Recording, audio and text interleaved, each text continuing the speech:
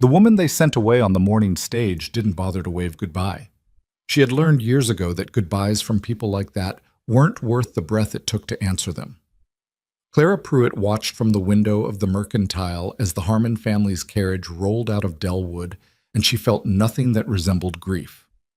What she felt was closer to the particular exhaustion of a woman who has spent too long explaining herself to people who had already decided not to listen.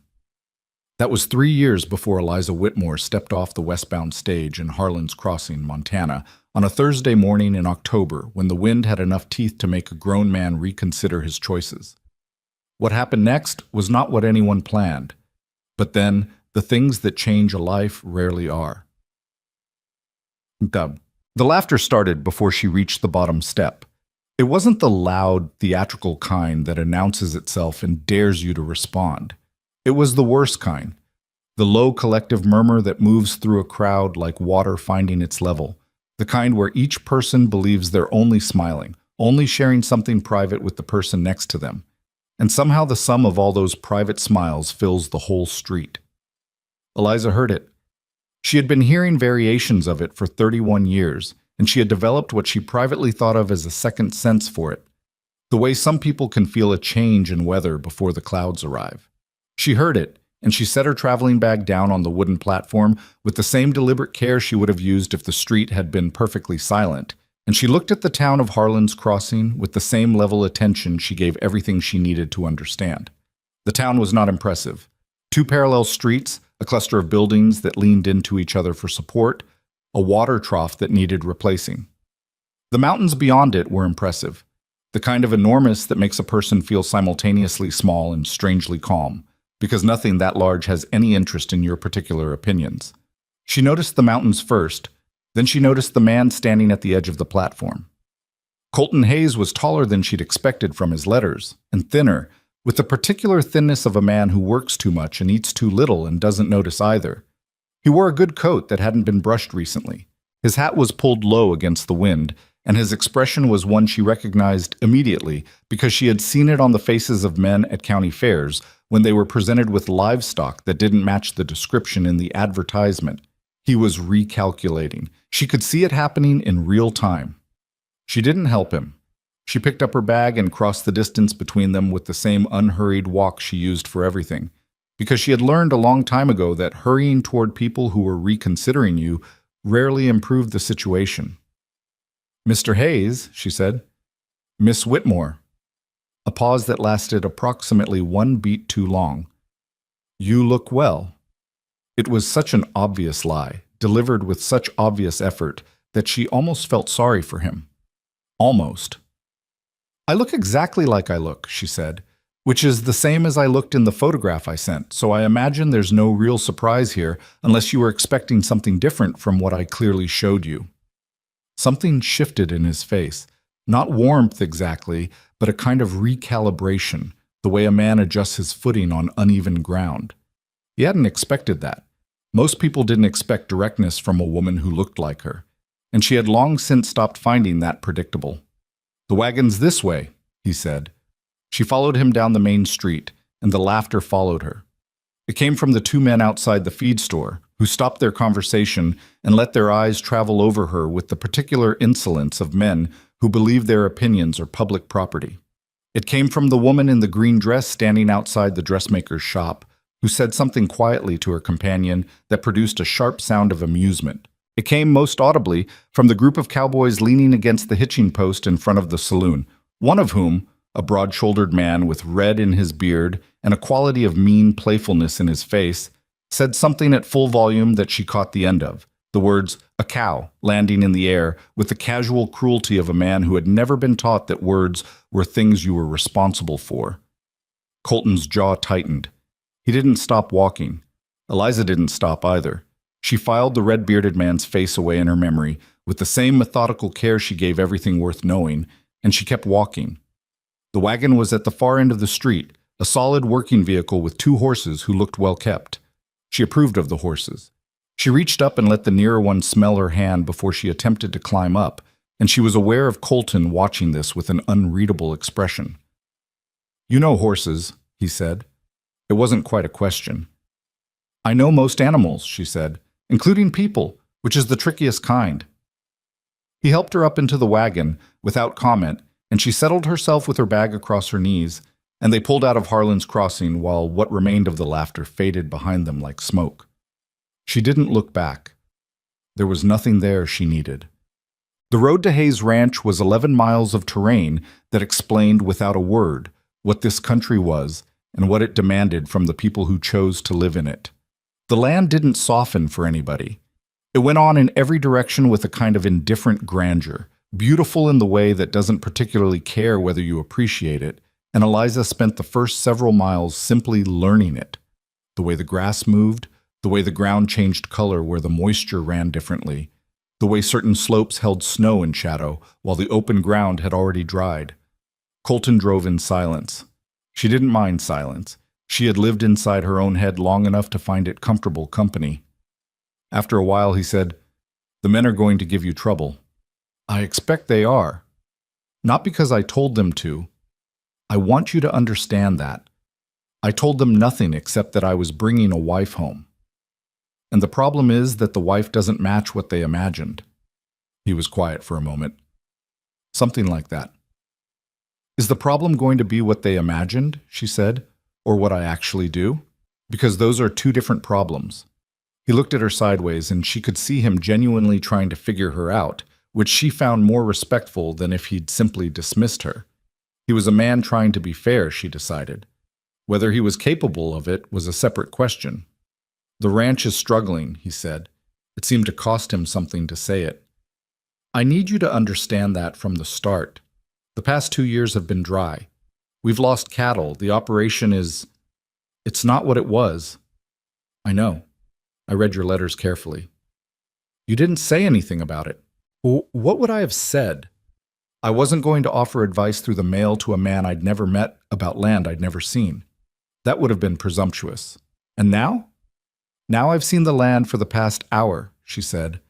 "Give me another few weeks and I'll have something worth saying." He turned back to the road, and she thought she saw the corner of his mouth move in a way that might have been something approaching respect, or might have been skepticism.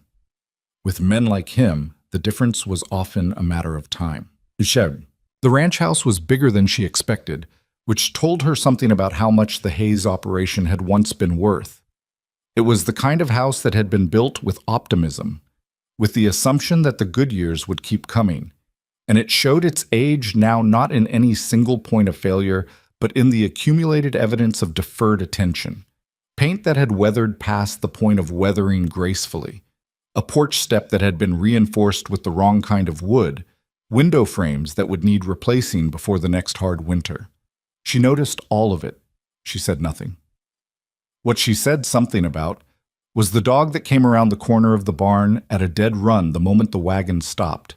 A big gray animal with one torn ear and an expression of pure, uncomplicated joy at the prospect of visitors. Eliza climbed down from the wagon before Colton could offer his hand, and she crouched down in the dust with her traveling bag still in her grip and let the dog put its front paws on her knees and proceed to investigate her face with the thoroughness of a professional. "Down, Gray," Colton said. "He's fine," Eliza said. She was already scratching behind the torn ear. "What happened to him?" "Coyote, 2 winters back. He's got a habit of going places he wasn't invited." "So do I," she said, and she stood up with dust on her dress and her bag in her hand and walked toward the house. She heard the men before she saw them. 4 of them, coming around from the bunkhouse in the particular way of people who haven't decided yet whether they're coming to watch or coming to form an opinion. She recognized the red-bearded man from town immediately. He was called Decker, she would learn later, and he had worked the Hayes Ranch for 8 years and had a talent for cattle work and a corresponding belief that this talent gave him standing to judge everything else in the world. "Well," Decker said. He said it to the man beside him, but he said it at a volume intended for everyone. "Now I've seen everything." The man beside him, younger, with a face that hadn't settled into its permanent expression yet, made a sound that was trying not to be a laugh and failing. Eliza stopped walking. She turned and looked at Decker with the full, unhurried attention she gave things she needed to understand, and Decker's amusement held for a moment and then developed a slight uncertainty in it, the way a man's confidence sometimes does when the person he's insulting doesn't flinch. "You work here?" she asked. 8 years, Decker said. The uncertainty had retreated back into swagger. "I know every inch of this land." "Good," she said. "Then you'll be useful." She turned back to the house. "I'll want to talk to you tomorrow about the south pasture drainage. I noticed something from the road." She walked inside before she could see his face, but she heard the silence she left behind her, and that was enough. Colton showed her the house with the terse efficiency of a man who wasn't sure how much explanation was required. The kitchen was large and functional. The main room had a fireplace that drew well, and furniture that had been chosen for durability rather than comfort. The bedroom he showed her last, standing in the doorway with a careful neutrality that she respected, making clear without saying it directly that this was her room and he had not assumed anything else. "I built the addition on the east side 3 years ago," he said. "I sleep there. The room across the hall can be yours or a sitting room, whichever you want." "Mine," she said. She looked around the room, solid bed, solid dresser, a window that faced east and would give her morning light. "This will do fine. I know it's not—" He stopped. Started again. "The agreement we made was honest. I want a capable woman who can run a household and understand what a ranch requires. I know I'm not. I know this isn't the arrangement most women are hoping for." She set her bag down on the bed and looked at him directly. She had found that directness made men like Colton Hayes more comfortable, not less, even when they didn't initially expect it. They were men who had been disappointed by indirection and politeness that meant nothing. "Mr. Hayes," she said, "I am 31 years old. I have been told by every corner of my small town for most of those years what I am and am not capable of, what I should and should not hope for, what a woman who looks like me deserves. I did not come to Montana to hear more of the same from a different direction. I came because I know what I can do, and I thought this ranch might be a place where what I can do would matter. If I'm wrong about that, I'd rather know now than after the winter." Colton Hayes stood in the doorway of the bedroom that was now hers and looked at her for a long moment. "You're not wrong about that," he said finally. It was not a romantic declaration. It was not the beginning of any kind of easy partnership. It was simply a man saying something true, and she valued that more than she would have valued almost anything else he might have offered her. "Good," she said. "Then I'll start in the morning." She started before morning. At 4:30, she was in the kitchen with a lamp and the ranch's account books, which she had asked Colton for the night before with the same matter-of-fact directness she applied to everything, and he had handed them over with a complicated expression that contained equal parts reluctance and relief. She read them the way she read everything, thoroughly, systematically, looking not just at what was written, but at the pattern of what was there, what repeated, what changed, what was conspicuously absent. By 6 o'clock, she had a clearer picture of the Hayes Ranch's situation than she suspected Colton himself possessed, because she had the particular gift of seeing the whole shape of a thing while others were still looking at its parts. The ranch was not failing. It was bleeding from a dozen small wounds simultaneously, each one manageable in isolation, collectively approaching fatal. Feed costs that had drifted upward without a corresponding adjustment in herd management. A water source in the north section that wasn't being used efficiently. 3 separate sections of grazing land that were rotating wrong, exhausting themselves in a pattern that would take years to reverse if nobody intervened. She closed the books and went outside to watch the sun come up over the mountains. Gray found her there, as she had suspected he would. He sat beside her with his shoulder warm against her calf and his ruined ear turned toward whatever it was dogs listened for in the early morning. And she stood with her coffee going cold in her hands and thought about what needed doing and in what order. And she felt for the first time in a very long time something that she recognized after a moment as purpose. Not happiness exactly, something more durable than happiness. The particular satisfaction of a person who has found the right work for their particular kind of mind. She heard boots on the ground behind her and knew without turning that it was Decker. He had the heavy, deliberate tread of a man who wanted you to know he was coming. "Thought you'd sleep till noon," he said. "Being a city woman and all." "Delwood isn't a city," she said. "It barely qualifies as a town. and I haven't slept past 5 since I was 12 years old." Decker came up beside her and looked out at the same view she was looking at, and for a moment they were just two people watching the same light change over the same mountains. "What's this about the south pasture drainage?" he said. His tone made it clear he expected to find the observation wrong, but that he was willing to hear it out. She appreciated that small fairness in him, even knowing it was the only fairness he was currently prepared to offer her. "The runoff from the hill section is routing wrong," she said. "When the heavy rains come, and they will eventually, you're going to lose that whole lower portion to standing water. The cattle have already been avoiding the east corner, which tells me the ground is already softer than it should be in October." Silence. "How'd you notice that from the road?" he asked. "I notice things," she said. Another silence, different in quality from the first. "You might not be wrong," he said. He sounded like the words cost him something considerable. "I know I'm not wrong," she said without heat. "I'd like to go out and look at it properly this morning. I'd rather not go alone until I know the land better. You could come if you want." He looked at her with the expression of a man who has been outmaneuvered by someone he had not considered a credible opponent and doesn't quite know yet whether to be insulted or curious. "After breakfast," he said finally. "After breakfast," she agreed. She turned back toward the house, and Gray fell into step beside her, and she thought that the day was beginning in about the way she had expected it to, which was to say that it was beginning with resistance and skepticism and a first small crack in both. That was usually how things started. That was generally how things had to start for a woman like her. She had learned to work with what she was given. She had learned, more importantly, to be patient about what she could build with it. The cattle were moving in the lower pasture, dark shapes in the early light, and the wind was coming off the mountains with the smell of something cold and far away. And Eliza Whitmore walked back toward the house of a man she barely knew on land.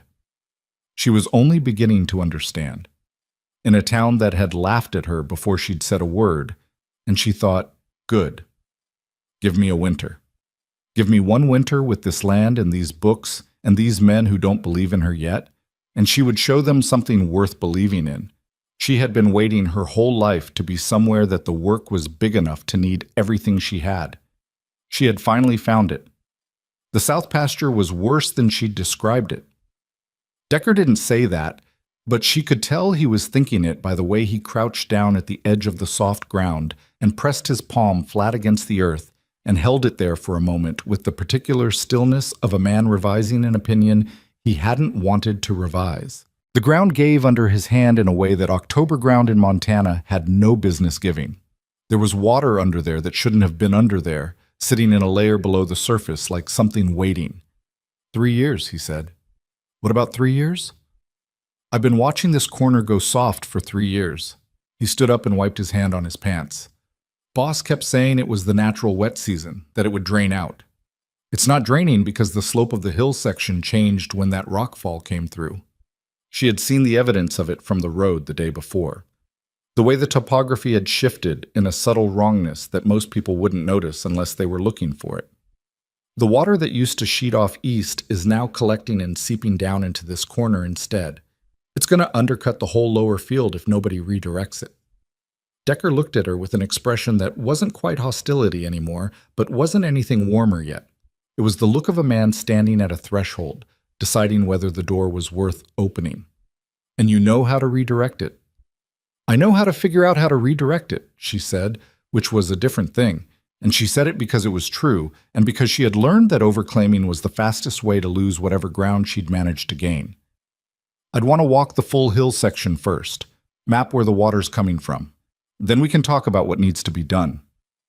He was quiet for a long moment. Behind them, across the open ground, the cattle moved with the slow collective purpose of animals that didn't know or care about human calculations. The men aren't going to like taking direction from you, he said. It wasn't a threat. It was a warning, and there was a difference. I know that, she said, even if you're right about this. Especially if I'm right about this, she said. That's usually how it works. He looked at her, and she looked back at him, and something passed between them that wasn't friendship or even the beginning of it, but was the recognition of a mutual reality, which was sometimes more useful than friendship. "I'll walk the hill section with you," he said, "after we eat." She nodded and turned back toward the ranch house, and the morning went on around her, indifferent and enormous, and hers to understand if she was willing to do the work. The work was never ending. She had expected that, but expectation and reality maintained their usual complicated relationship, and the reality of the Hayes Ranch in November was something that pressed on a person from every direction simultaneously. The account books told one story. The land told another. The men told a third, largely through their silences, and the particular way they arranged themselves whenever she walked into a room, the way a group of people unconsciously signals that it has not yet decided whether to include you. She didn't push against it. Pushing against that particular kind of resistance was like pushing against water. You used more energy than the effort warranted, and you didn't change the water's fundamental nature. She went around it instead, or she went through it so quietly that it didn't have time to organize itself against her. She started with the things nobody else wanted to deal with. The feed storage was a disaster.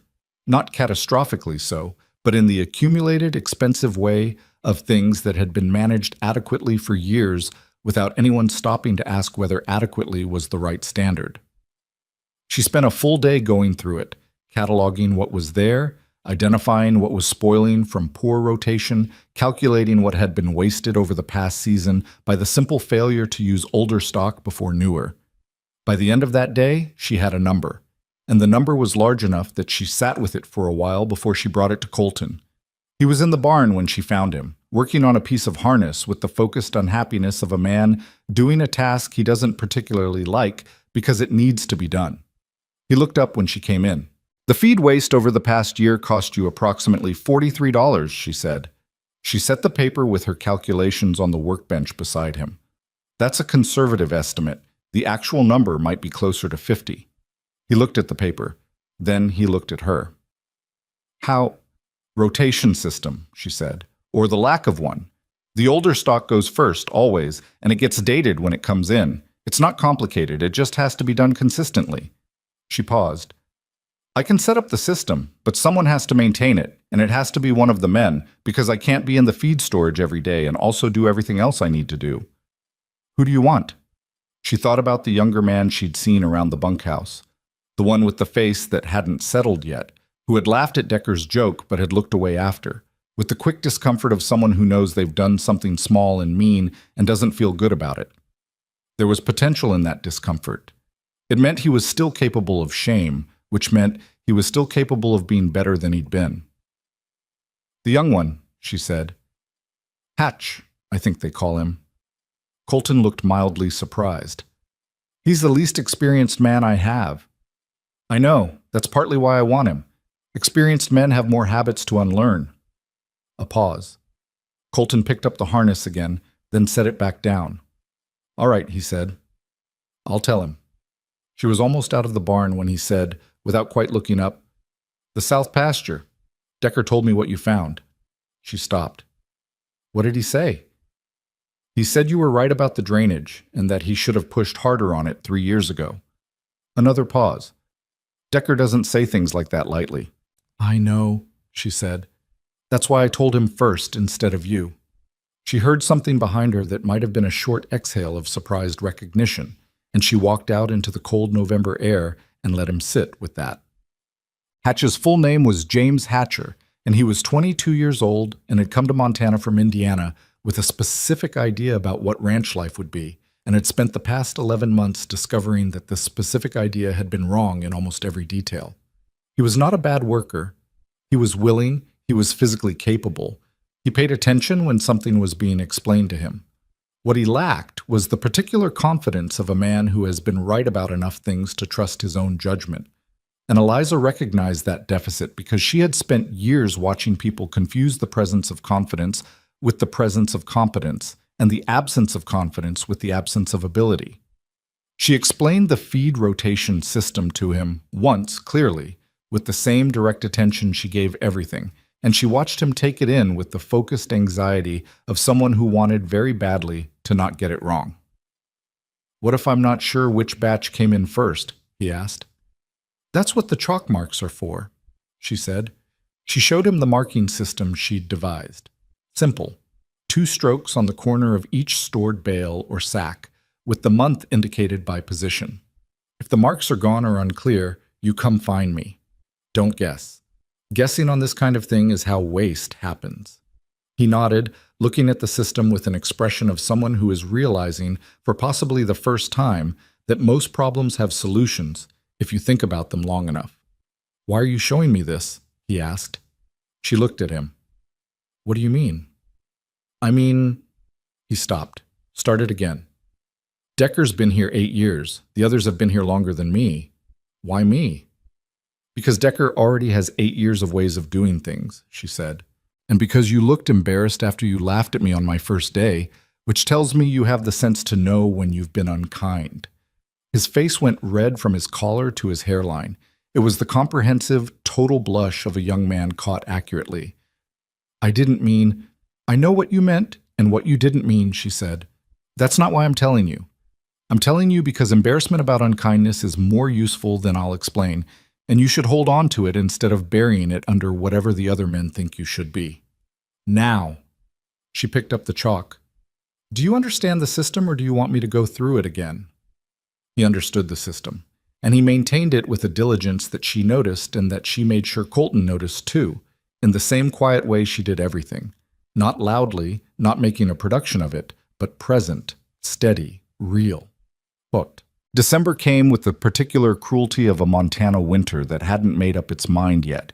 Cold enough to cause problems, not cold enough to force any clean decisions about them. The kind of weather that exhausted people differently than a hard freeze did, wearing at them sideways instead of head-on. The first major confrontation happened on a Wednesday morning, and it came not from Decker, who had achieved a wary and functional neutrality with her, but from a man named Garrett, who had worked the Hayes Ranch for 12 years and believed, with the unquestioned conviction of a man who has never been seriously challenged, that 12 years of doing something made you the authority on it. Garrett was responsible for the cattle rotation schedule, which pastures got used when, how long the herds rested between grazing, how the feeding supplemented what the land couldn't provide in the cold months. He had been running the schedule the same way for the past 6 years. The schedule was not working. Eliza had seen this in the account books before she'd seen it in the animals, but she saw it in the animals now too, in the particular way the herd in the east section moved and held their weight and gathered at the fence line in a pattern that said, clearly to anyone who knew how to read it, that they weren't getting enough. She brought it to Garrett directly. She had considered going to Colton first and decided against it, because going to Colton first would establish a pattern of working around the men rather than with them, and that pattern would cost her more than it gained. "The east section herd is underweight going into winter," she said. She found him at the fence line doing his own morning check, and she came up beside him without preamble. "I've been tracking it for 3 weeks. They're down on average from where they should be for this time of year." Garrett turned and looked at her with 12 years of authority in his face. "They're fine." "They're not," she said. "Not dangerously yet, but the trajectory is wrong. If we hit a hard freeze in January and they're already light, we're going to lose animals." "I've been running this rotation for 6 years," he said. "I haven't lost a significant herd in January yet." "The past 2 years have been mild Januaries," she said. "That's partly luck and partly the weather. We can't count on either." He looked at her with the expression of a man who had decided before she opened her mouth what her opinion was worth, and the evidence she was presenting was not going to change that calculation, because the calculation was not actually about evidence. "With respect," he said, in a tone that contained approximately no respect, "I don't take cattle management advice from a woman who's been here 6 weeks." "I know you don't," she said, and she heard her own voice come out steadier than she felt, which was something she'd worked at for years and was grateful for now. "But I want you to look at the third animal from the left in that group and tell me what you see." He looked, because refusing to look would have been obviously unreasonable, even by his current standards. The animal she'd indicated was a medium-weight cow that had been in the east section longest. Even from the fence line, the difference was visible if you knew what you were comparing her to. A slight hollowness across the flank, a way of standing that suggested the particular conservation of energy an animal develops when it's not quite getting enough. Garrett looked for a long moment. "She's fine," he said. She's burning reserves she's going to need, Eliza said. I'm not asking you to change everything. I'm asking you to add supplemental feed to this section for the next 4 weeks and adjust the rotation so this group has access to the South hay bales starting Monday. That's all. That's going to cost less than losing 3 or 4 animals in January, she said, which is what we're looking at if the weather turns hard and they're already running light. The silence between them was the particular silence of a confrontation that hasn't finished, but has reached a point where both parties are deciding how much further they want to take it. Garrett's jaw was set. His opinion of her hadn't changed, but she'd had the specific misfortune, from his perspective, of being precise and concrete rather than vague and emotional, and precision was harder to dismiss than he would have preferred. I'll talk to Hayes, he said. So will I, she said. This afternoon. She walked away before he could respond, and she heard him make a sound behind her that was frustration without a specific target, which meant she'd done about as well as she could have done. Colton listened to her that afternoon with his arms crossed and his face neutral, and then he listened to Garrett for 20 minutes in the barn while she waited in the house. And then he came back inside and told her the supplemental feed would start Monday. Garrett didn't speak to her for 2 weeks after that. The animals in the east section held their weight through December and into January. The other ranches in the region began to take notice of Hayes Ranch in the way that competing operations notice each other, sideways, quietly, with a persistent attention that masquerades as something else. The attention had been there before Eliza arrived, she understood, but it had been the comfortable attention of men watching a neighbor they expected to eventually fail. What it had become was something edgier and less comfortable, and she was aware of it in the way she became aware of most things, through accumulation of small evidence rather than any single dramatic moment. The Alderton Ranch, which sat 15 miles to the southeast and was run by a man named Vince Alderton, who had the quality of confident negligence that sometimes accompanies inherited wealth, sent a man by in early January under the pretense of returning a piece of borrowed equipment. The man, compact, watchful, too interested in the feed storage and the condition of the east herd for a casual visit, spent 45 minutes in conversation with Decker while Eliza watched from a distance and cataloged what she noticed. She told Colton that evening. Alderton's been trying to buy this property for 4 years, Colton said. He said it with the exhausted familiarity of a man who has been circling the same problem for too long to be angry about it anymore. I know. I found the correspondence in the files. She had gone through every piece of paper in Colton's office in the first 3 weeks with his permission and his visible mixture of discomfort and relief. He's offered below market value twice, once after the drought year and once after you lost the north section herd. He times it for when things are worst. Yes, she said. He watches. And when things go wrong, he moves. She looked at the fire in the main room's hearth. So we need to make sure things don't go wrong.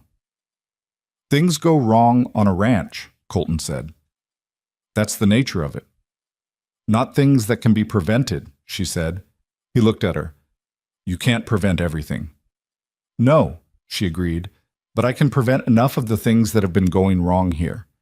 The feed waste, the rotation schedule, the south pasture drainage, which we need to fix before the spring melt, or we're going to lose that whole lower section to flooding. These are not acts of the land, Colton. These are acts of inattention, and inattention is something I can do something about. It was the first time she'd used his first name. She registered it a moment after it came out. He registered it too, and neither of them made anything of it, which was the correct response. What do you need? He asked. I need you to tell Decker that the south pasture drainage work is authorized, and that he should listen to my specifications for it. I need Garrett to understand that the feeding schedule changes are permanent and not up for renegotiation every time he disagrees with them. And I need... She hesitated because what she needed next was going to be harder than either of those things. I need to sit down with the account books with you and go through the whole operation properly, because there are decisions about where to put money in the next year that I can't make recommendations on without understanding the full picture. Colton was quiet for a long moment. My father never showed those books to anyone, he said. Not my mother, not the foreman. I know, I can see the result of that policy and how the operation has developed. She kept her voice even.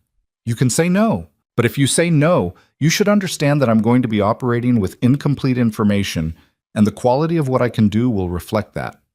Another silence. The fire made the sounds a fire makes. Tomorrow morning, he said, after breakfast. The book session lasted 4 hours, and it was not comfortable. Not because Colton was defensive. He was more honest about the operation's failures than she'd expected.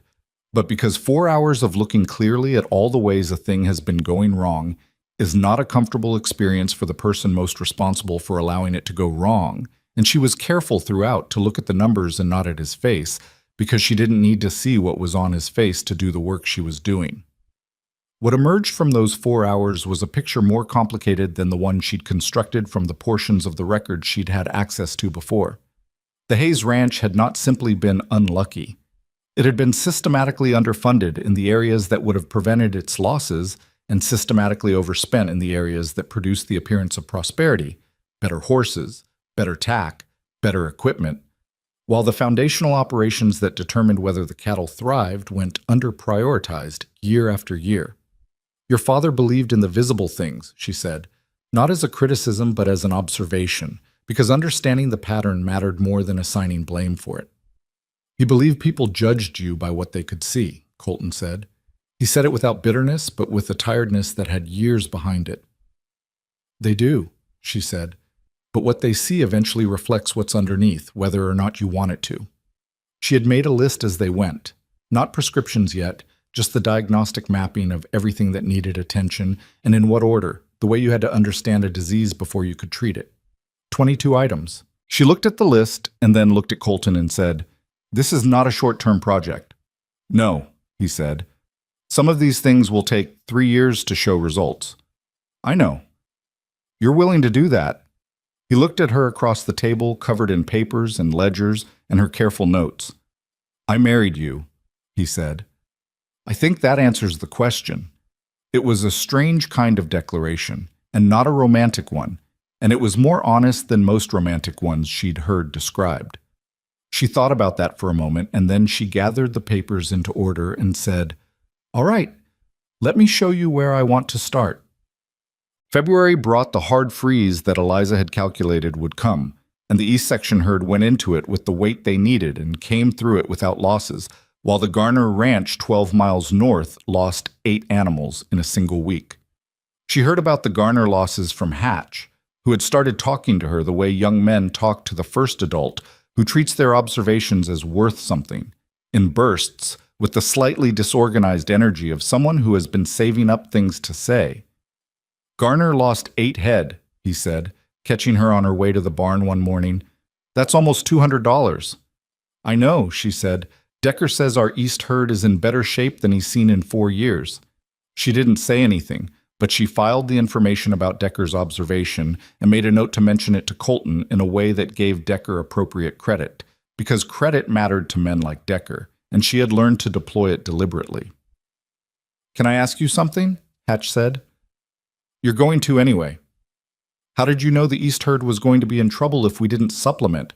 I mean, how did you know it before you could really see it?" She stopped walking and looked at him, because the question was a real one and deserved a real answer. "I knew it because I read the records for the past 5 years and tracked how the weights changed in the East section versus the other sections in relationship to the rotation schedule and the supplemental feeding dates," she said. "And because when you know what normal looks like, you can see abnormal before it gets obvious. That's all it is. Pattern recognition, attention over time." He chewed on that. "That sounds like a lot of work." "It is a lot of work," she said. "That's why most people don't do it." She went to the barn, and he went back to the feed storage, and the morning proceeded with the ordinary busy complexity that the ranch produced every day in an endless supply. Spring arrived the way Montana springs arrived. Not gently, but with the abrupt violence of a season that has been waiting too long, and has things to prove. The South Pasture drainage work was underway by the time the melt started. Decker overseeing a project he had initially resisted and was now managing with the proprietary investment of a man who has decided the thing was his idea. She let him have that. The drainage work getting done was what mattered. His feelings about whose idea it was were negotiable. The results of the winter's changes were beginning to be visible in a way that other ranchers noticed, whether they wanted to or not. The Hayes cattle going into spring were in better condition than they'd been in 3 years. The feed waste numbers were down significantly from the year before. The account books, which Colton now reviewed with her once a week in the evening sessions that had become the most honest conversations either of them was having, showed a trajectory that was still difficult but was unmistakably pointed in a different direction. Vince Alderton came in person in April. He arrived at the ranch house on a Tuesday afternoon on a very good horse, with very good clothes and the easy confidence of a man who assumes the world is arranged for his convenience. He was perhaps 50, with a broad, handsome face that had started to go slack around the edges. And he had the quality of certain men who have been charming so long they've forgotten it's a performance. Colton met him at the door. Eliza stayed back, not because she was told to, but because positioning mattered, and she wanted to see the conversation before she entered it. "Heard you had a good winter," Alderton said, accepting the coffee Colton offered with the ease of a man in his own house. "Better than the year before," Colton said. "Your wife seems to be settling in." Alderton's eyes found her across the room with the particular attention of a man assessing something he hasn't decided whether to be concerned about. He smiled at her. It was the smile of a man who has learned that a certain kind of smile works on a certain kind of woman. "Vince Alderton. I've heard about you, Mrs. Hayes." It was the first time anyone had called her that. She crossed the room and shook his hand with the same direct grip she gave everyone and said, "And I've heard about you." Something shifted almost imperceptibly in his expression. "Not much. Just enough." "Good things, I hope," he said. "Accurate things," she said. Colton made a sound she could not entirely interpret, and Alderton's smile adjusted itself by a fraction, and the conversation moved into the comfortable territory of ranch talk and weather projections and spring market prices, all of which Eliza participated in with the attentive intelligence she brought to everything, answering questions that were addressed to her directly, asking questions of her own when the moment was right. When Alderton left, 40 minutes later, he was less at ease than when he'd arrived. She could see it in his back as he walked to his horse, in the particular set of a man who came expecting a certain kind of encounter and received a different one. "He'll come back," Colton said. "Yes," she said, "with something other than conversation next time." Colton looked at her. "How do you know?" "Because the ranch is improving and he knows it," she said, "which means his window for buying it cheap is closing. Men like that don't let windows close without trying harder first." She went back to the kitchen and the account books and the list of 22 things, 7 of which were now crossed off and replaced by 5 new ones she'd identified since, because that was the nature of the work. It didn't end, it only changed shape, and you were either equal to it or you weren't. She had spent her whole life proving she was. The ranchers' meeting in Harlan's Crossing in May was the first public event she attended as a resident, as opposed to the arriving spectacle she'd been in October. She had dressed with the same practical, no-nonsense care she brought to everything, aware that her appearance was still something the community used to locate her within its existing categories, and equally aware that those categories were already somewhat disrupted by the reports that had been circulating through the winter about the Hayes Ranch's situation. The meeting was held in the back room of the hardware store, which was large enough for 15 ranchers and their concerns and not much else. She sat beside Colton at the table and watched the room arrange itself around them, noting who sat where and who spoke to whom before the meeting was called to order and what the small geography of a community's allegiance looks like before anyone has said anything official. The meeting addressed water rights first because it always addressed water rights first, and she listened and took notes on the conversation's substance and its subtext simultaneously. And when a question arose about the shared aquifer that fed 4 properties on the west side of the valley, she waited until there was a natural pause and then offered a specific observation about how the current usage agreement was creating downstream problems for 2 of the 4 properties involved. The room looked at her. She laid out what she had observed in clear, specific terms with reference to the terrain features anyone in the room could verify and the accounting logic that followed from them. The silence that followed was different from the silence of October. It was the silence of people recalculating. Garrett Pruitt, who ran the North Creek property and had been arguing about the water rights issue for 3 years without resolution, said, "That's actually right. That's been my problem exactly, and I've never been able to say it that clearly." One of the other ranchers said, "Where'd you get the survey information?" "I drew the survey myself," she said, "last month when the ground was clear enough. I can show anyone who wants to see it." The meeting did not transform into a celebration of Eliza Whitmore. Meetings like that didn't work that way, and she didn't expect them to. What happened was subtler and more durable. The quality of attention in the room shifted by some degrees toward her, and several men who had previously looked through her began looking at her. And when the meeting ended, 3 different ranchers asked, with varying degrees of ease and awkwardness, if they could see the survey. She said yes to all of them. On the way back to the wagon, a woman named Ruth Bancroft, who ran a small operation with her 2 sons after her husband's death 4 years earlier, fell into step beside her and said quietly, "I've been waiting since October to see what you were going to do." "And?" Eliza said. "I think," Ruth said, "that you might be the most interesting thing that's happened in this valley in a long time." It wasn't the same as being accepted. It wasn't the same as being respected. But it was the beginning of something that could become both. And Eliza Whitmore had long since learned to recognize beginnings for what they were. She climbed up into the wagon beside Colton, and the horses started forward, and the mountains were the same enormous, indifferent, beautiful presence they had always been. And she thought about the 7 items crossed off her list, and the 18 remaining, and the survey she'd promised to 3 separate ranchers, and the drainage project that would need checking after the next rain, and the conversation she needed to have with Hatch about his growing reliability and whether that could be formalized. There was so much to do. She found, as she had been finding since October, that this was not a burden. It was the closest thing to satisfaction she had ever known. The survey copies she'd promised to 3 ranchers turned into 6 requests by the end of May, and the 6 requests turned into a quiet kind of standing that she hadn't sought and didn't entirely trust yet, because she'd learned that standing given quickly could be taken back just as fast. And what mattered was not the moment of recognition, but the accumulation of evidence that made recognition impossible to avoid. She kept working. The south pasture drainage was finished by the first week of June, and the results were immediate and visible enough that even Garrett, who had maintained his functional cold politeness through the spring, walked the repaired section on a Tuesday morning and came back to find her in the kitchen and said, without preamble and without warmth, but with the flatness of a man stating an unpleasant fact, "That's going to save the lower field." Then he walked back out. She considered that progress and moved on. The summer brought its own set of problems, as Montana summers reliably did.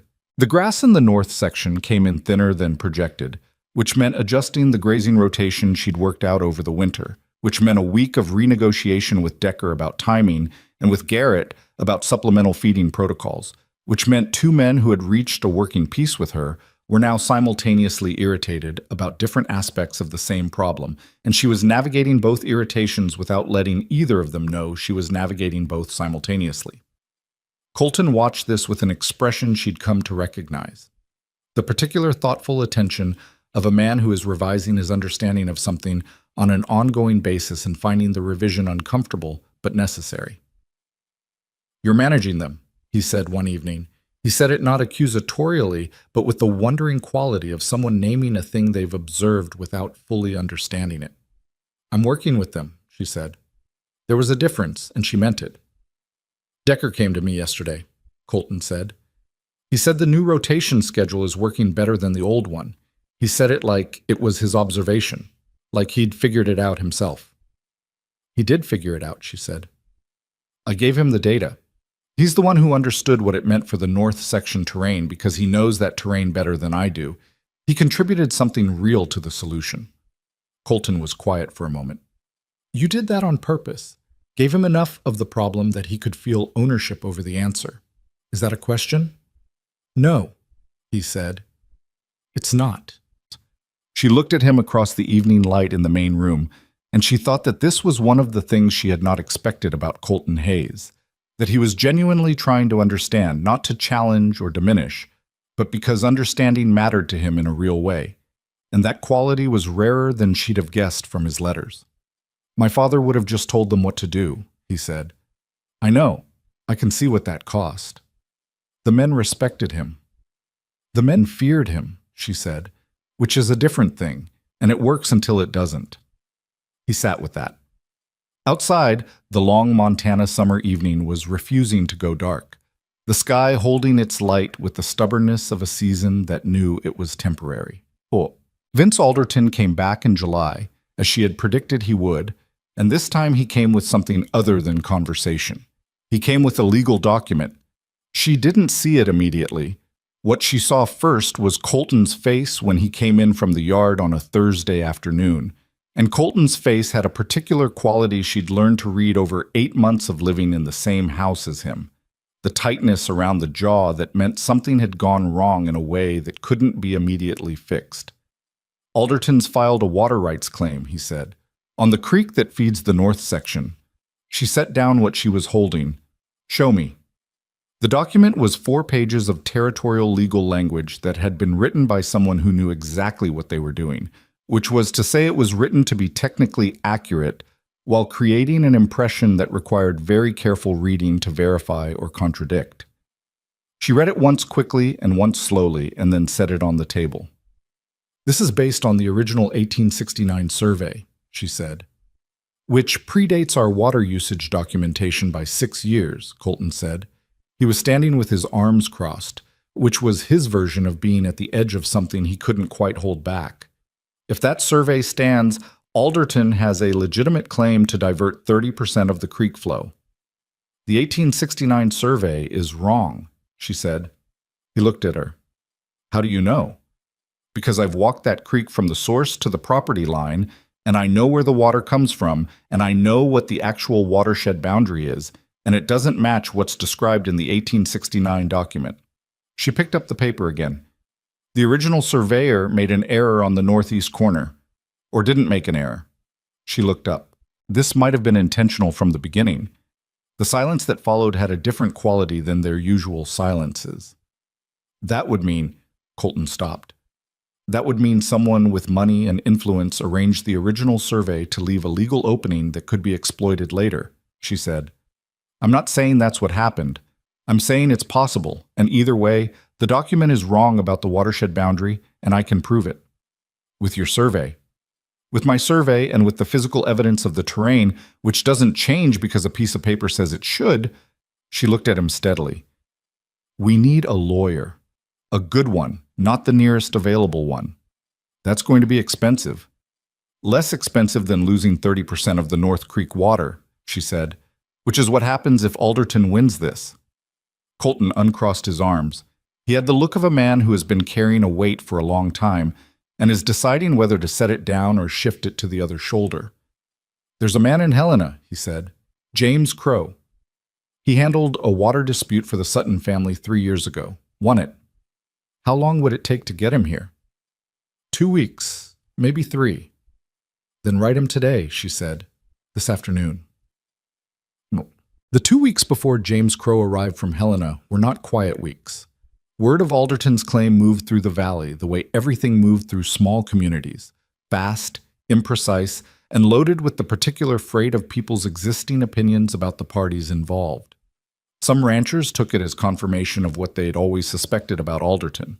Others, more cautious or more connected to Alderton's orbit, took a wait-and-see position that amounted to a temporary withdrawal of the cautious goodwill the spring had earned.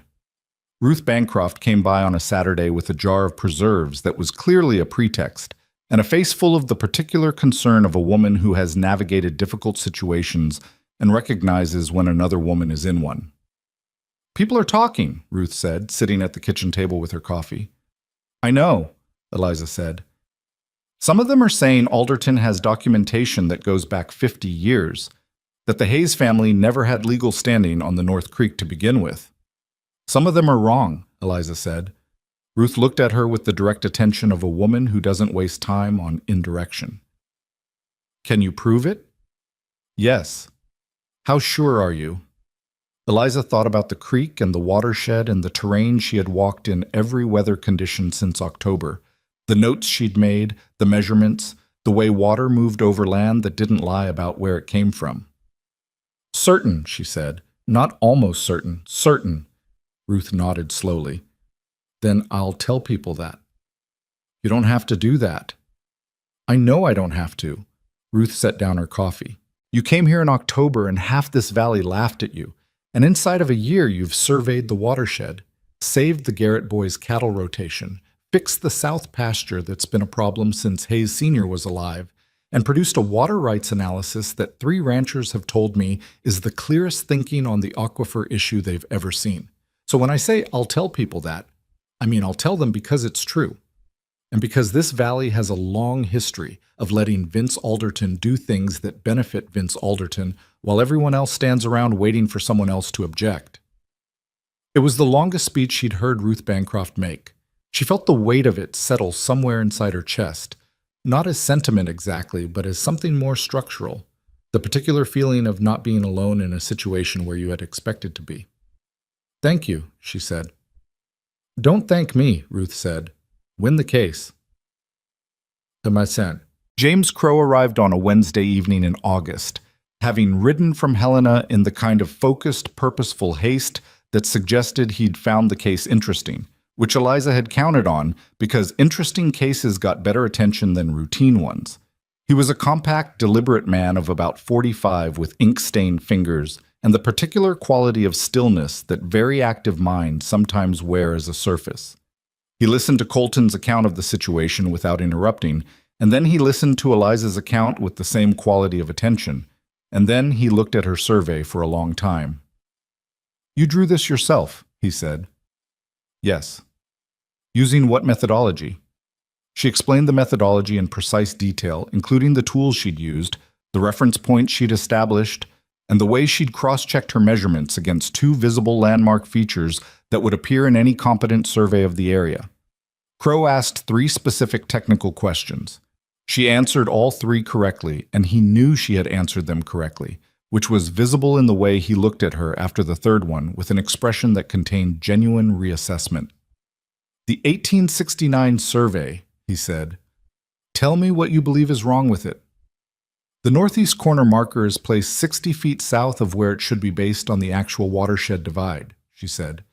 "If you stand at the marked position, you are on the Hayes side of the natural water divide. The water that feeds the North Creek originates above and east of that marker, entirely within what would be the correct Hayes property watershed." She paused. "The 60-foot error is very specific. Random errors tend to vary. Specific errors tend to have specific causes." Crow looked at his papers. "You're suggesting deliberate fraud in the original survey." "I'm suggesting that a 60-foot specific discrepancy in the one location that determines water rights is worth examining. That's harder to prove than the simple boundary error." "I know," she said, "but if there's documentation from 1869, land office records, correspondence, surveyor's field notes, it might tell us something." Crow looked at her for a moment with the expression of a lawyer who has just had a non-lawyer identify the exact angle of attack he would have taken 2 days of research to arrive at. "I'll request the territorial archives," he said. "I already wrote to them," she said, 3 weeks ago. "I'm waiting for a response." Colton, who had been sitting quietly through this exchange, made the sound that was not quite a laugh but contained some of its structure. Crow looked at her and said, "Mrs. Hayes, I think this is going to be a very interesting case." No. The archival response arrived before Crow was prepared to leave, which she had timed for by writing the letter the same day Colton had written to Crow. The documents that came from the Territorial Land Office were not the smoking revelation she'd half hoped for and half known not to expect from a frontier bureaucracy of the 1860s. What they were was better in some ways and more complicated in others. The original surveyor's field notes, written in a cramped but legible hand, which described the northeast corner marker position in terms that, when compared to the actual terrain she had measured, produced a discrepancy that could not be explained by the natural settling or shifting of markers over time. The notes also contained a name she didn't recognize, written in the margin of the northeast corner entry in a different hand and different ink, not the surveyor's hand, someone who had annotated the original document after the fact. She showed this to Crow. He was quiet for a very long time. "Do you know who this is?" he asked, indicating the name. "No," she said, "but I know someone who might." The someone was Ruth Bancroft, who had lived in the valley for 28 years and had the specific knowledge of a woman who has paid attention to the community around her for longer than most people thought to. Ruth looked at the name for about 10 seconds. "That's Alderton's father," she said. Kitkat. The wildfire started on a Tuesday in late August, which was to say it started at the worst possible time in the worst possible conditions. 6 weeks of dry heat, grass that had become something closer to tinder than forage, and a wind from the southwest that had no interest in anyone's property lines or legal disputes or carefully laid plans. Eliza smelled it before she saw it. She was in the north section with Decker checking on the creek water levels when the smell reached her, the specific smell of burning grass that is different from the smell of burning wood in a way you learn to recognize in country like this. Lower, faster, more personal somehow, because grass burns with your speed rather than its own. She turned south. The smoke column was visible above the hill line, dark and moving with the aggressive purposefulness of something that has found fuel and means to use it. "That's the Garner property," Decker said. His voice had a quality she hadn't heard in it before. Not quite fear, but the close cousin of it. The sound of a man whose experience includes enough of this particular disaster to know exactly what it means. "How fast does it move in this wind?" "Fast," he said. "Very fast. If it's on the Garner Southfield and the wind holds, it'll reach our east boundary inside 2 hours," she said. "Maybe less." She was already moving toward the horses.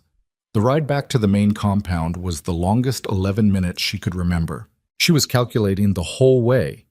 The terrain she knew, the fire breaks that existed and didn't exist, the water sources and their access, the livestock positions across 4 sections, and the 17 men and their particular strengths and the order in which you had to do things when you had too many things to do simultaneously. She came off the horse in the yard before it had fully stopped and found Colton coming out of the barn at the sound of hooves.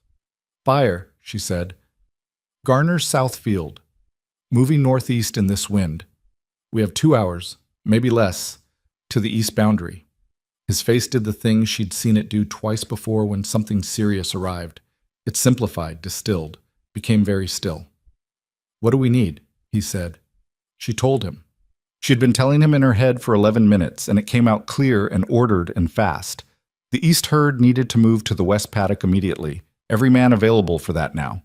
The fire break along the eastern fence line that had been discussed and never completed needed to be started in the next 30 minutes using the plow team. The water barrels needed to be at the east fence within the hour.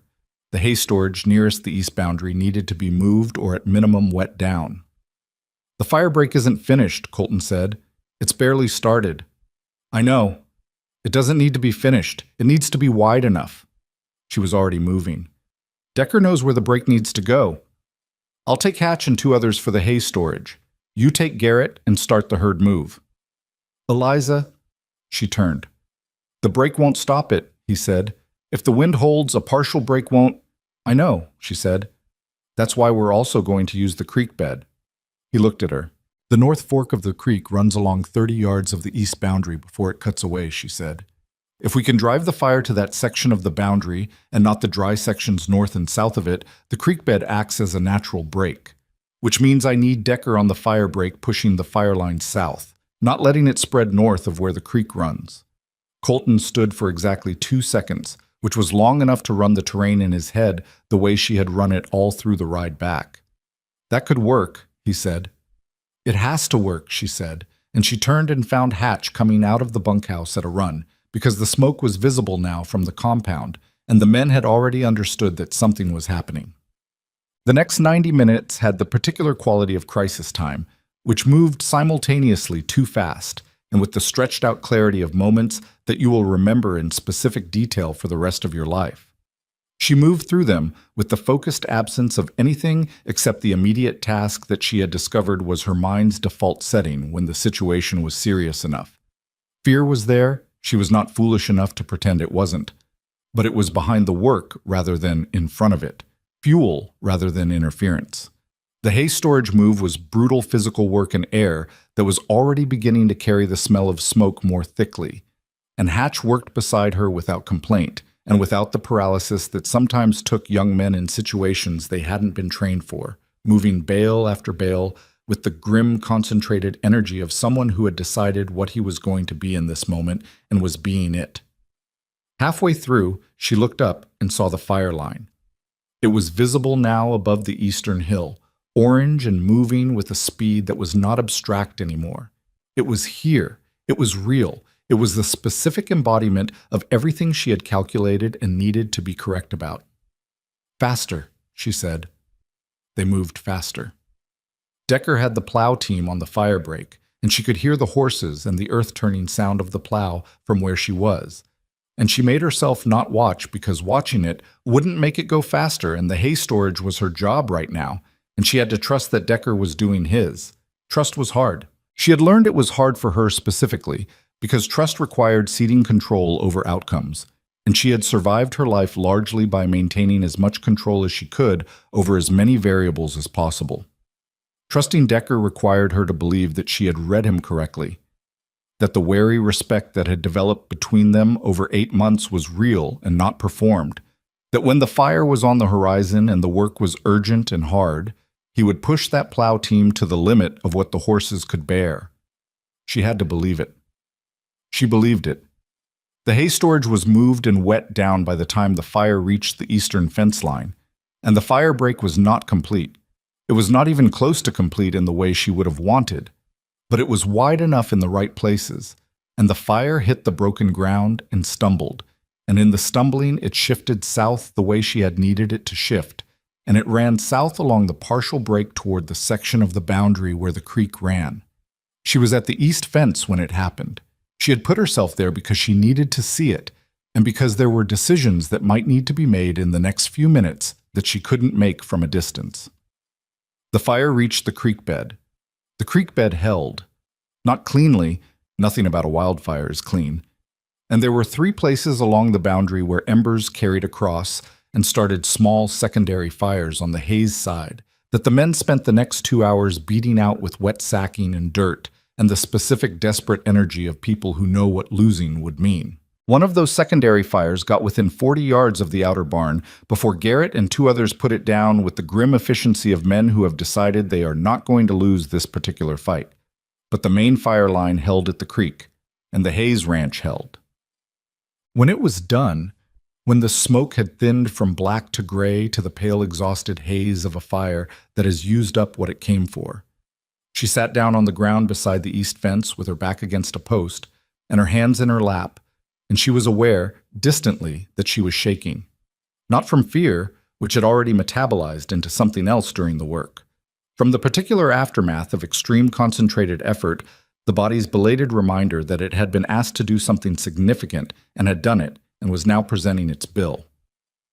Hatch sat down beside her without asking permission, which was the most natural thing he'd done since she'd met him. "Is it out?" he asked. His voice was raw from smoke. "On our land," she said. "The Garner property is still going, but they'll stop it before it reaches the Sutton fence." He was quiet. His face had the look of a young man who has passed through something and come out on the other side, not entirely the same. "You knew it would work," he said. "The creek bed thing." "I knew it could work," she said. "There's a difference." "Were you scared it wouldn't?" She looked at him. He was asking a real question, not a rhetorical one, and it deserved a real answer. "Yes," she said. "I was scared it wouldn't work. I was scared the wind would shift north and the break wouldn't hold. I was scared we'd lose the east herd and the outer barn." She paused. Being scared didn't change what needed to be done. He nodded slowly, absorbing that. Decker came around the fence line and stopped when he saw them sitting in the dirt. He looked at Eliza with an expression that had none of the complicated layers she usually saw in him. The defensiveness, the wounded pride, the negotiation of a man adjusting to something he hadn't chosen. What was on his face was simpler and older than all of that. "The break worked," he said.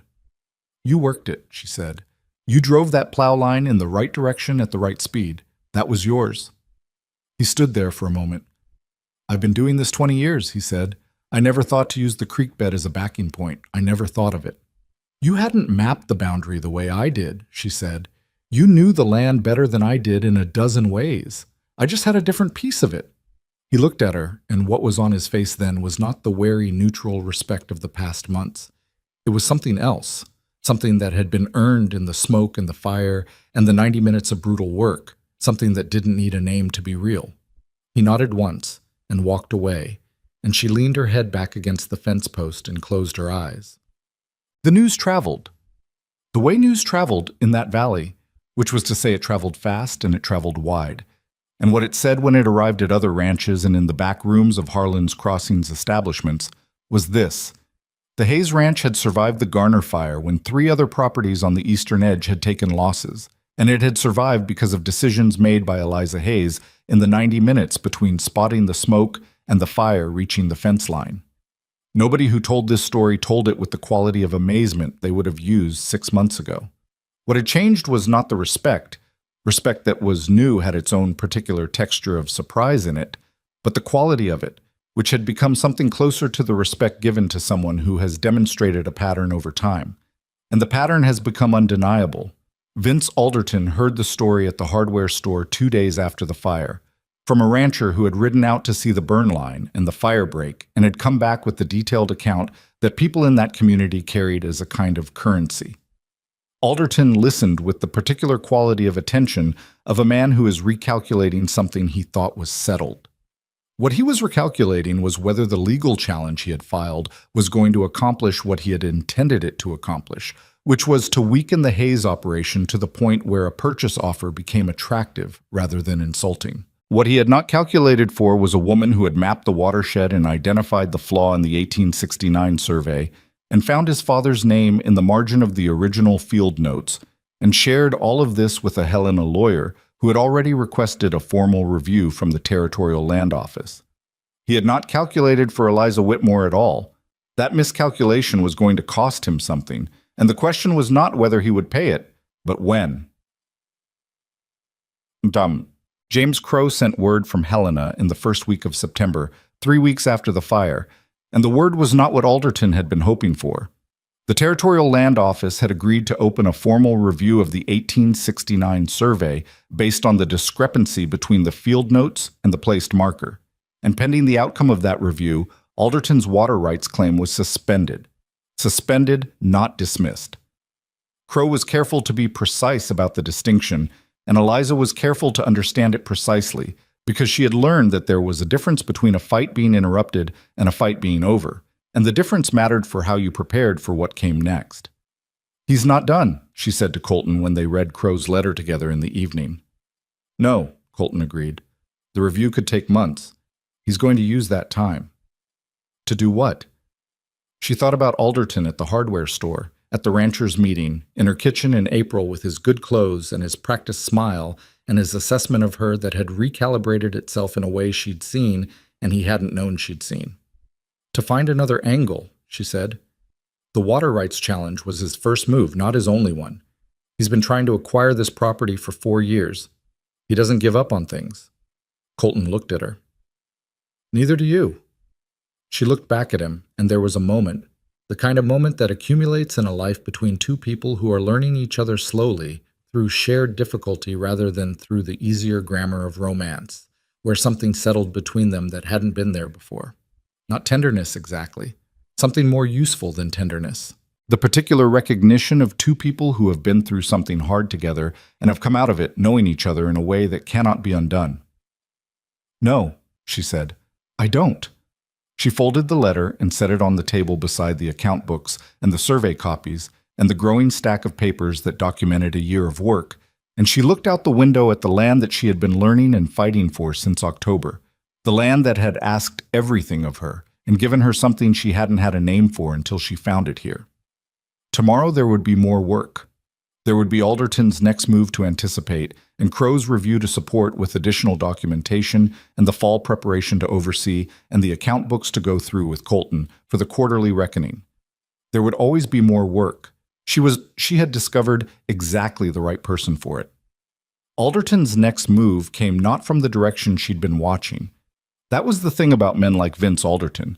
They had enough money and enough patience and enough connections that they could afford to attack from multiple directions simultaneously, and the direction you were watching was rarely the one that mattered. She had anticipated another legal maneuver, something through the territorial courts or the land office, another document designed to create uncertainty and expense, and the particular exhaustion of fighting on official ground. She had been preparing for that. She had Crow's correspondence organized, her survey documentation updated with additional measurement points she'd added through the summer, and a growing file of evidence related to the 1869 field notes that she'd been building with the same methodical patience she applied to everything. What she had not prepared for was the campaign against her reputation, because she had underestimated how much Alderton understood about the specific vulnerability of a woman in her position. It started with something so small, she almost missed it. A comment at the feed store in Harlan's Crossing, overheard by Hatch on a supply run in late September, about how the Hayes Ranch had survived the fire not because of any particular brilliance, but because of luck. The wind had shifted slightly at the right moment, and the creek bed had acted as a break more by accident than by design. The comment had been made by a man named Fowler, who worked on the Alderton property, and who said it casually, in passing, in the particular way of things that are meant to be overheard and passed along. Hatch told her about it that evening with the slightly uncertain manner of someone who doesn't know if they're delivering important information or minor gossip, and is hoping the recipient will clarify which it is. She clarified it. "Thank you for telling me," she said, and the steadiness of her voice did not reflect what was happening behind it, which was the rapid, careful process of a mind that has just received a significant piece of information and is reorganizing its understanding around it. After Hatch left the kitchen, she sat for a while with her coffee going cold and thought about what the comment at the feed store meant in terms of what came next. It meant Alderton had understood something important. The water rights case, if the territorial review went against him, would end his legal avenue. So he was opening a second front, one that operated not through courts or documents, but through the accumulated invisible weight of public opinion in a small community. The slow erosion of credibility that happens when enough people hear enough small doubts, often enough that the doubts begin to feel like facts. She had survived versions of this her entire life. She was not going to survive this one by doing what she'd always done, which was to put her head down and keep working and trust that the work would speak for itself. The work had spoken for itself over 12 months, and what she had built in this valley was real and documented and visible. But real and documented and visible could still be undermined if the undermining was patient enough, and Alderton was clearly patient. She needed to think differently about this. She went to see Ruth Bancroft the next morning. Ruth's kitchen was smaller than hers and warmer, stocked with the accumulated evidence of a woman who had been making a home in the same place for nearly 3 decades. The kind of kitchen that tells you more about a person than most conversations could. Ruth listened to the account of Fowler's comment with the focused attention of someone who is hearing one thing and simultaneously thinking about 6 others. "He's been talking to people," Ruth said when Eliza finished. "Not just Fowler, Alderton himself. I've heard it 3 times in the past 2 weeks. Different versions of the same thing, that the fire break was exaggerated, that the ranch's improvement this year has more to do with good weather than good management." "Who's saying it?" "People who do business with Alderton. People who owe him favors." Ruth refilled both their cups without asking. "And some people who don't owe him anything, but have a particular comfort in believing that a woman running a ranch operation is less than what she appears to be." Eliza was quiet. "That's the harder part," Ruth said, and she said it directly because she was a direct woman and the truth served them better than softness. "Alderton's using it, but he didn't create it. It was already there." "I know," Eliza said. "Then you know you can't fight it the same way you'd fight a legal document." "No," she said. "You can't document a rumor out of existence." She looked at Ruth. "But you can replace it with something louder." Ruth looked at her. "What does that mean?" "It means," Eliza said slowly, thinking it through as she spoke, "that the water rights review is going to produce a finding in the next 2 months. Crow believes it will go in our favor. If it does, when it does, I want that finding to be as public as possible in this community, in terms that make the nature of Alderton's original claim absolutely clear. You want people to understand he tried to cheat you." "I want people to understand what the evidence shows," she said. "What they conclude from it is their own business." Ruth smiled, very slightly. You've been here a year and you already sound like someone who's been managing this valley her whole life. I've been managing versions of this my whole life, Eliza said. The geography is different. October arrived, and with it the first anniversary of her coming to Harlan's Crossing on a stagecoach with a traveling bag and a clear understanding of what she was walking into and a willingness to walk into it anyway. She didn't mark the anniversary out loud. She was not a woman given to marking things out loud that could be noted privately and moved past. But she was aware of it in the particular way that anniversaries make themselves known, whether or not you invite them. And she spent the morning of that Thursday walking the south pasture where the drainage work had changed the ground enough to be visible even now, at the beginning of the second winter. And she thought about what a year of work looked like when you walked through it. The cattle in the east section were heavier going into this winter than they'd been in 4 years. The feed rotation system was running without her direct supervision, which was the only condition under which a system was really working. The survey documentation was complete and in the hands of James Crow and the Territorial Land Office. The account book showed a trajectory that was not yet comfortable but was pointed in a direction that would become comfortable within another 2 or 3 years of sustained work. Colton found her in the south pasture around mid-morning, which was unusual because mid-mornings were typically the busiest hours of his day, and he spent them in motion rather than looking for her.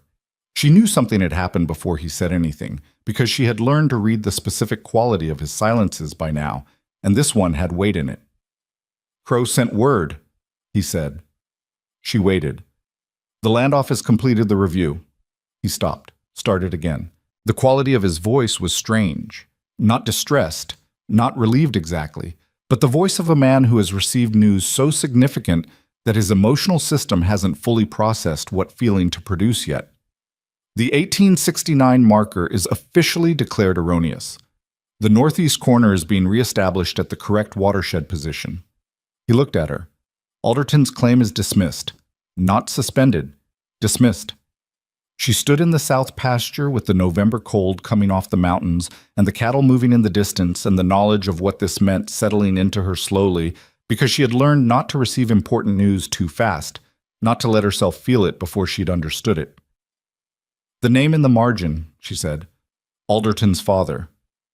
Crow says the land office found correspondence from 1869 in the archives that indicates the original survey was, he used the word influenced. Colton's jaw was tight. Meaning Alderton's father paid someone to place the marker wrong, so the claim could be made later if the Hayes operation ever became worth taking. She let the full shape of that settle. 50 years. The fraud had been sitting in the ground for 50 years, waiting. "What happens to Alderton?" she asked. "Crow says there's insufficient documentation to pursue criminal fraud charges after this much time, and with Alderton Sr. deceased, but the claim is dismissed and the record is corrected, and Crow has made sure the Territorial Land Office's finding is in writing and is part of the public record." The public record, which was exactly what she had asked for. "Good," she said. They stood in the south pasture together, and the wind came off the mountains with the smell of the winter that was coming. And after a while, Colton said, "I want to tell you something." She waited. "When you came off that stage a year ago," he said, "I had already decided it was a mistake. Not you specifically, the whole arrangement. I thought I'd made a decision based on desperation, and that I was going to spend years managing the consequences of it." She looked at him. He was not a man who talked about himself easily, and she knew the effort this was costing him. "I know," she said. "I should have—" "No," she said. "You should have exactly what you did, which was to give it time and see what was true. That was the right instinct." She paused. "Most people who make up their minds immediately make up their minds wrong." He looked at her with the particular expression she had seen develop slowly over 12 months. Not love, not in the way that word is used in songs and stories, but something more durable and more specific. The look of a man who has found, in the person beside him, something he had stopped believing existed. "The ranch is yours as much as it's mine," he said. "You should know that. Whatever the books say, whatever the deed says, you built half of what this is now." She thought about what to say to that, and she said what was true. "I built it with you, and with Decker and Hatch, and even Garrett, who fought me for 6 months before he started listening. That's not mine. That's ours." Colton nodded. It was the nod of a man who has been given exactly the answer that fits him. They walked back toward the ranch house together, and Gray fell into step between them the way he always did, and the mountains were the same enormous presence they had always been.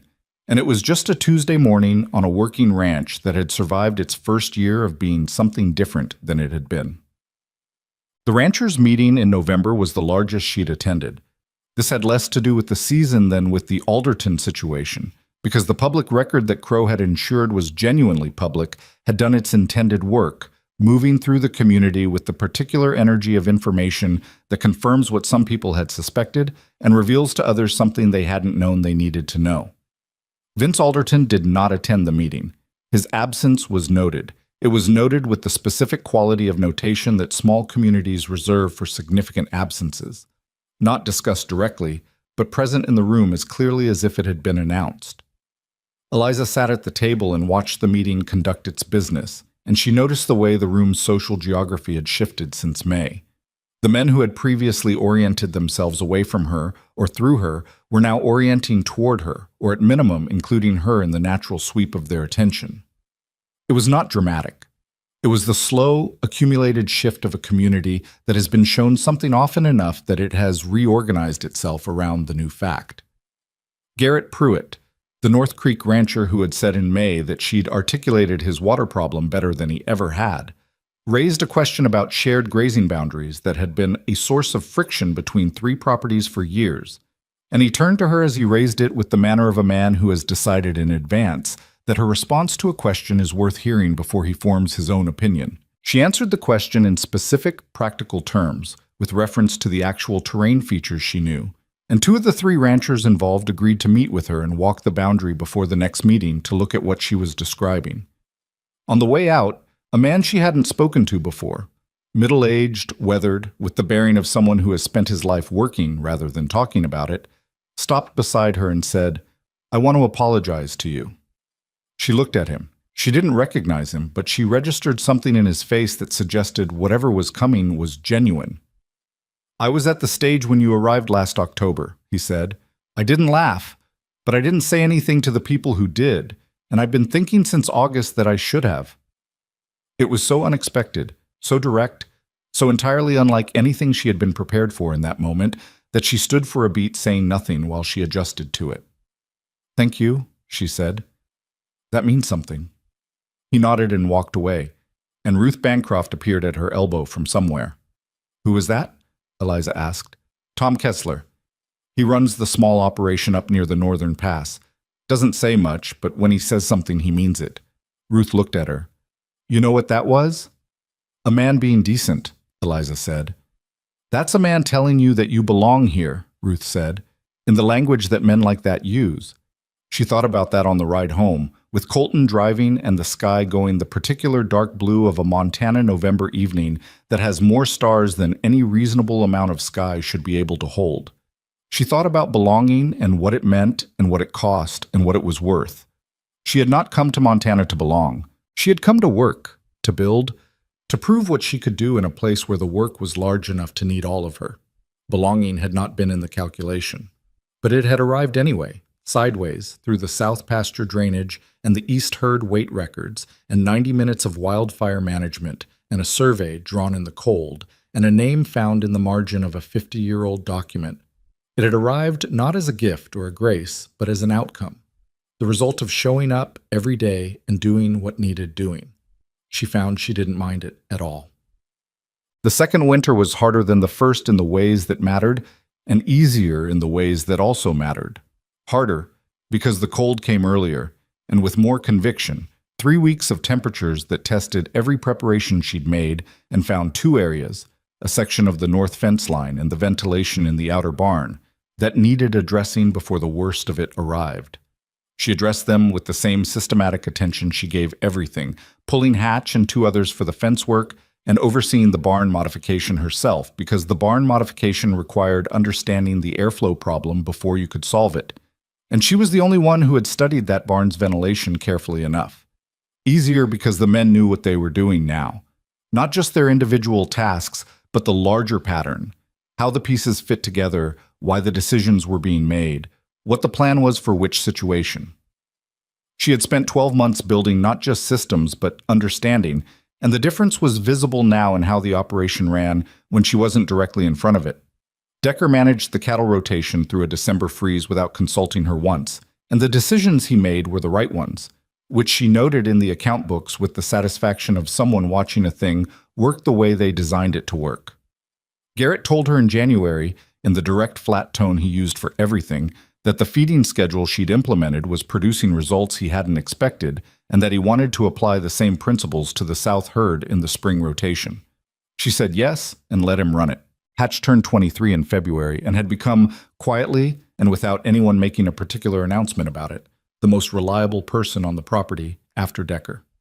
He had the quality that some young people develop when they're given real responsibility early enough.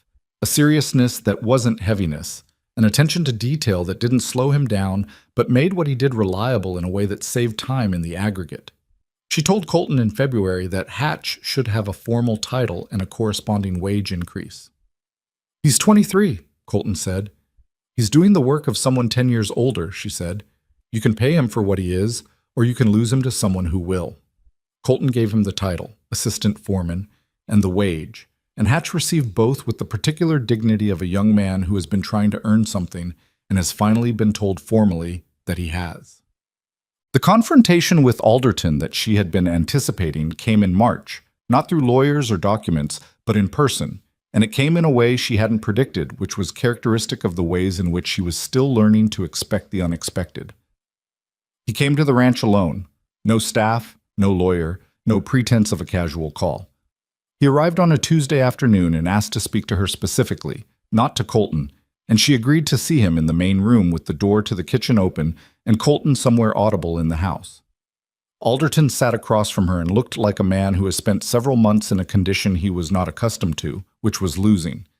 He still had his good clothes and his practiced ease, but both of them were slightly less convincing than they'd been in April, like garments worn one too many seasons. "I want to discuss a possible arrangement," he said. She waited. "The land office ruling stands," he said. "I'm not here to dispute that." A pause. "But there are other areas where I think cooperation between our operations might be productive." "What kind of cooperation?" she said. It was not quite a question. "Shared grazing rights on the western approach during the summer months, in exchange for guaranteed water access from the northern spring during dry years." He said it with the smoothness of a man who has prepared this speech, which made it slightly less smooth than he intended. It would benefit both operations. She looked at him. What she was seeing was a man repositioning, not surrendering. Men like Alderton didn't surrender, but recognizing that the attack had failed and attempting to convert the relationship into something that still served him, that kept him adjacent to the operation he'd been trying to acquire, that maintained some foothold in the territory he'd lost. "That's an interesting proposal," she said. "I think you'll find the terms." "I'm not going to agree to it," she said. He stopped. "Not because I'm opposed in principle to cooperative arrangements with neighboring operations," she said, "but because any arrangement between your operation and ours would require a level of trust that doesn't exist and that the history between us has made very difficult to build." She kept her voice even, the same even tone she'd been using her whole life to say things that were true and hard. "You filed a water rights claim based on a survey your father arranged to be falsified 50 years ago. You ran a campaign through the winter to undermine my credibility in this community. These are not things that become irrelevant because the approach failed." Alderton's face had gone through several things during this and had settled on a kind of controlled blankness that was its own form of revelation. "I don't know what you're referring to in terms of my father." "Yes, you do," she said. Not harshly, just flatly. "You've known about the marker for years. That's why the claim was ready to file when you wanted to file it. You had the document prepared." She looked at him. "I don't say this to revisit the dispute. The land office has revisited it and ruled. I say it because you've asked me to enter a cooperative arrangement, and I want to be precise about why I'm declining." The silence in the room was the kind that has depth to it. "Then there's nothing to discuss," he said. His voice had the flatness of a man who has run out of moves and knows it.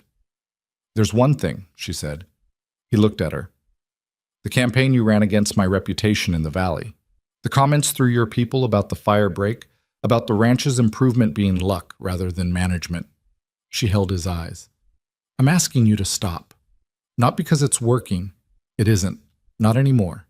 But because it's a waste of your time and an insult to people in this community who are capable of making up their own minds. Another silence. And if I don't, he said, you'll what? Take me to court. No, she said. If you don't, I'll continue doing what I've been doing, which is working this ranch well enough that the question of my competence answers itself every season, whether you're commenting on it or not. She stood. But I think you're tired, Mr. Alderton. I think the last year has been expensive for you in ways that go beyond what the lawyers cost. And I think continuing to invest energy in trying to diminish something that won't be diminished is going to tire you further. She went to the door and opened it. Good afternoon. He left. She closed the door and stood in the main room for a moment, aware of Colton in the kitchen doorway, aware that he had heard all of it. That was either very wise or very unwise, he said. Probably some of both, she said. Most things are. He looked at her with the expression she had come to understand as his version of admiration, which was a quiet and unshowy thing and all the more real for it. He's not going to cause trouble again, Colton said. Not after that. Maybe not, she said, but I didn't say it for that reason. Why did you say it? She thought about the question honestly, because it deserved honesty. Because it was true, she said, and because I've spent my whole life in rooms with people who are trying to make me smaller, and I've spent a lot of energy deciding how to respond to that, and what I've learned is that the most useful response is just to tell the truth clearly and let people do what they want with it. She went back to the kitchen and the account books and the third winter's planning, and Colton came and sat across from her, and they worked through the evening figures together in the comfortable, particular silence of people who have learned each other well enough to share a task without needing to narrate it. Spring came and the valley came with it, the land doing the thing it did every year that no amount of Montana winters could make seem ordinary. The particular green of new grass in a landscape that had been every shade of brown and white for months. The return of the creeks to something fuller than their winter selves, the cattle moving with a different energy in their legs, and the mountains losing their snow from the bottom up like something emerging from a long consideration. The Hayes Ranch went into its second full spring of Eliza's management in a condition that was visibly, measurably different from 2 years before. The account books reflected it, not yet comfortable, not yet the legacy operation the original house had been built to expect, but pointed in that direction with enough evidence behind it that the direction felt like a certainty rather than a hope. The community reflected it too. At the April Ranchers meeting, she chaired a discussion about shared water management for the aquifer that she'd been building toward since the survey she'd shared in May of the previous year. And the discussion resulted in a written agreement between 7 properties that formalized usage rights and established a shared maintenance responsibility that had simply never existed before. Ruth Bancroft said afterward, walking to the wagons, that it was the first time in 20 years she'd seen 7 ranchers agree on anything about water in less than 3 hours. It helped that the analysis was already done, Eliza said. It helped that you'd earned enough respect that people were willing to trust the analysis, Ruth said. That's not the same thing. She thought about that. No, she said, it's not. The road back to the ranch was the same 11 miles she'd traveled in October of the previous year on a wagon next to a man she didn't know yet, with the town's laughter still in her ears and 11 miles of terrain to read. She drove it now with the ease of someone who knows every rock and shift in it, who has walked sections of it in every weather and memorized the way the light fell across the hills at different hours, who had made this road hers through the simple, stubborn act of traveling it enough times to learn it. The ranch house came into view on the rise, and it looked different from how it had looked that first day. Or rather, she looked at it differently, which amounted to the same thing. The porch step had been replaced with the right wood. The window frames were new. The paint was not yet done, but was started, which was a thing she had found out in March when she'd gone to town for supplies, and come back to find Hatch and 2 others with brushes, applying themselves to the east wall with the slightly defensive posture of people who have decided to do something kind and are not sure how it's going to land. She had let it land well, which was the work of a moment, and Hatch had looked relieved and gone back to painting, and that had been that. She pulled the wagon to a stop and set the brake and sat for a moment before climbing down, looking at the house and the barn and the outer structures and the mountains beyond them all. And she thought about the woman who had come off a stage in October with a traveling bag and a second sense for laughter and a mind full of things she hadn't been given the right space to use yet. That woman was still here. She was the same woman in the ways that mattered, still direct, still unglamorous, still shaped by 31 years of being told what she couldn't be and doing it anyway. But she was here in a different way now. She was here in the way of someone who has earned their particular place in a particular landscape through the patient, unremarkable daily accumulation of work done right. Gray came around the corner of the barn and put his paws on the wagon wheel and looked up at her with the uncomplicated affection he applied to all situations. "Hello," she said.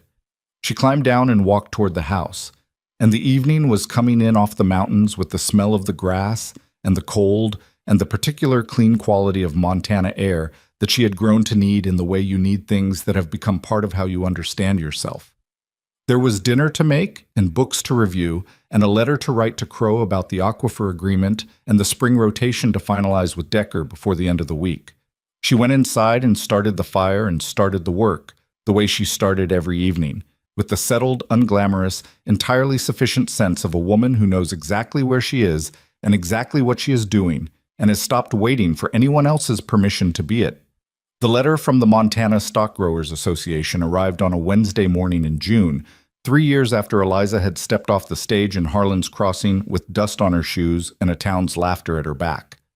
Hatch brought it in from the road with the slightly ceremonious manner he'd developed for things he intuited were significant, setting it on the kitchen table beside her coffee with more care than a letter strictly required. She noted the return address, noted the weight of the envelope, and finished the column of figures she was working on before she opened it. The association was requesting her participation in a regional cattlemen's conference in Helena in September, not as an attendee, as a speaker. The subject they proposed was sustainable land and water management in drought-prone terrain, and the letter was signed by the association's chairman with a handwritten note beneath the formal text that said, simply, "Your methods have been discussed at length here. We would benefit from hearing from you directly." She read it twice. Then she set it down and drank her coffee and looked out the kitchen window at the south pasture, where the drainage work she'd done 3 years ago had transformed the lower field into some of the most productive grazing ground on the property. The cattle there were heavier this spring than any spring in the ranch's recent record. She had the numbers to prove it because she always had the numbers to prove it. She had not spent 3 years in Montana to become famous. She had spent 3 years becoming competent, which was a different project entirely, and one she found more interesting. But the letter was a real thing from a real organization, and what it represented was not personal recognition so much as the possibility of making the work matter beyond the borders of the Hayes property, of sharing what she'd learned with other operations that were struggling with the same problems in the same terrain. She wrote back that afternoon accepting the invitation, and then she went out to walk the north fence line because it needed checking, and the checking didn't stop because the world had decided to take notice. Colton read the letter that evening with an expression she had learned to read as his version of something complicated, pride that he wasn't sure he'd earned, satisfaction that sat slightly uneasily with him because he was a man accustomed to being the source of things rather than the beneficiary of them. "You should go," he said, which was not quite the response to what she'd told him. "I already said yes," she said. "I mean—" He stopped, tried again. "I mean, you should go and say everything you know, not a polished version of it, not what you think a room full of cattlemen wants to hear." She looked at him. "When have I ever given anyone a polished version of what I think?" He almost smiled. "Never," he said. I want you to know I'm not saying go and represent the Hayes Ranch. I'm saying go and say what's true."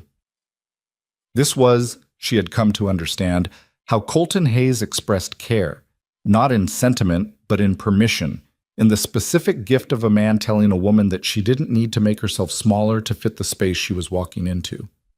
He had been giving her versions of this gift for 3 years and had never once called it a gift or made her acknowledge it as one, which was part of what made it worth something. "I know what you're saying," she told him.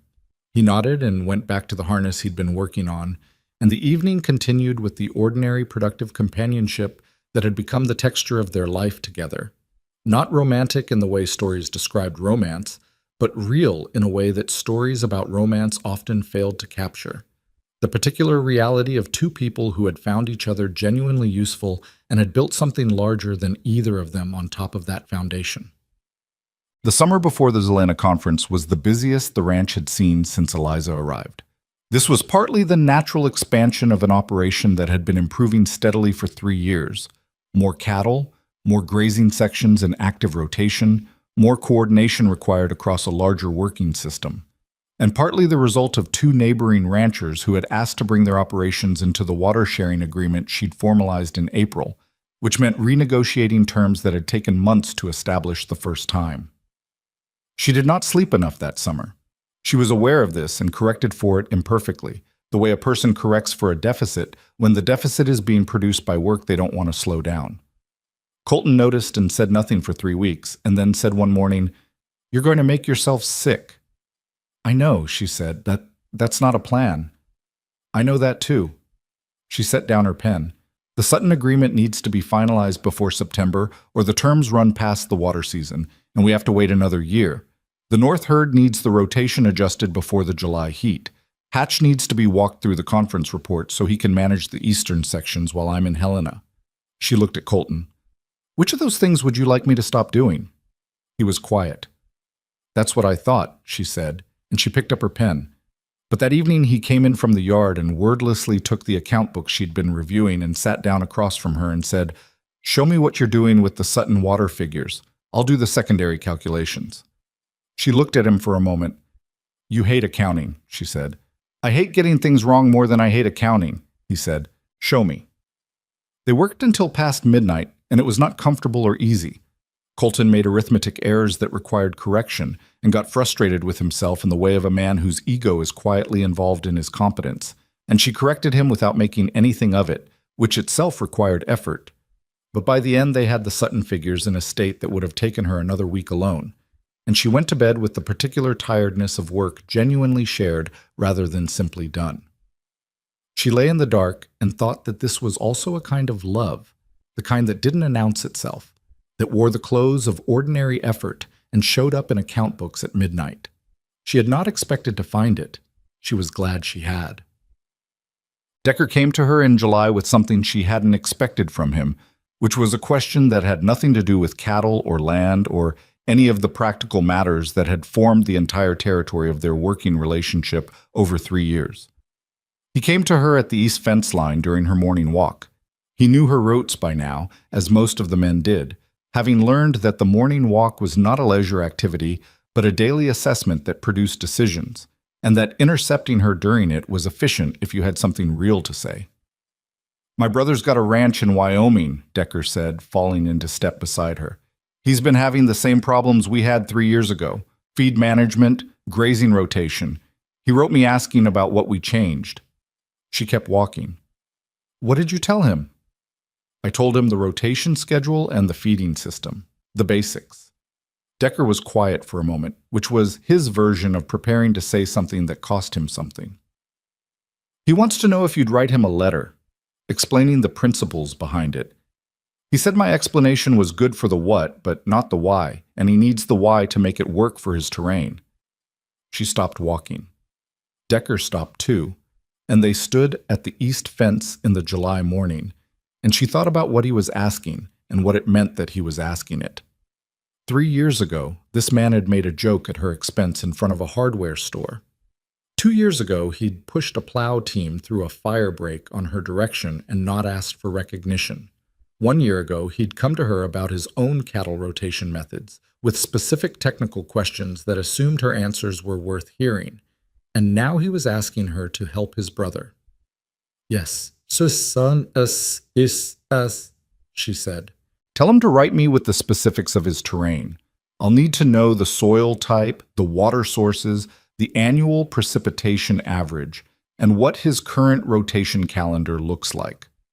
The principles are transferable, but the application is always specific." Decker nodded. He turned to go. "Decker?" she said. He turned back. Your explanation of the what was good because you understood the what well enough to explain it, she said. That's not a small thing. 3 years ago, you were running these systems differently. He looked at her with the expression of a man being offered something he isn't sure he deserves. 3 years ago, I was running them wrong, he said. 3 years ago, you were running them the way you'd been taught, she said. There's a difference. You were willing to change when the evidence said to change. That's rarer than people think. He stood there for a moment. I laughed at you, he said. When you came off the stage, I want you to know I know, she said, and I know you know it was wrong. You've known it for a while. She picked up her walking pace again. Write your brother, tell him to send me the specifics. She heard him behind her, the particular sound of a man who has put something down that he's been carrying too long, and she kept walking toward the north section where the fence line needed checking and the morning work was waiting. The Helena Conference in September was 3 days of ranchers and land managers and water rights advocates and 2 territorial officials in a hall that smelled of wood smoke and damp wool and the collective anxiety of an industry that was feeling, more every year, the pressure of a land being asked to produce more than it could sustain without careful management. She arrived on a Thursday evening, alone, which she had insisted on despite Colton's offer to come, because the offer had been genuine, but the need wasn't real, and she had never been a woman who accepted company as reassurance when she was capable of not needing reassurance. The hotel where the association had arranged accommodations was adequate, and she didn't care about adequate in either direction. She unpacked her bag with the same efficient minimum of fuss she brought to everything, reviewed her notes for the presentation, and slept better than she had in months because she had nothing to do until morning, and she had learned over a lifetime to take rest when it was available. The morning session before her presentation was a long discussion of cattle prices and territorial grazing regulations that she attended with attentive patience and from which she extracted 3 pieces of genuinely useful information buried in 2 hours of repetitive complaint. Then the chairman introduced her, and she stood at the front of a room containing approximately 60 ranchers, most of them men, most of them middle-aged or older, most of them wearing the expression of people who have heard many presentations and are prepared to be only moderately interested in one more. She did not begin with the pleasantries that presentations typically began with. She had decided, on the train from Harlan's Crossing to Helena, that she was going to do exactly what Colton had said, say what was true, not a polished version of it, and the truth did not begin with pleasantries. 3 years ago, she said, the ranch I managed was losing money in ways that were entirely preventable. Not because of bad weather, not because of bad land, because of inattention to patterns that were visible to anyone who was willing to look at them systematically over time. I'm going to tell you what I found and what I did about it, and I'm going to be specific because specific is the only thing that's actually useful. The room, which had been settling into its moderate interest posture, adjusted itself. She talked for 40 minutes. She talked about feed rotation and grazing management and water rights documentation and the specific relationship between soil drainage and cattle weight going into winter. She talked about the South Pasture and the North Creek and the fire break and the 1869 survey and what a 60-foot discrepancy in a corner marker can cost an operation 50 years later if nobody checks.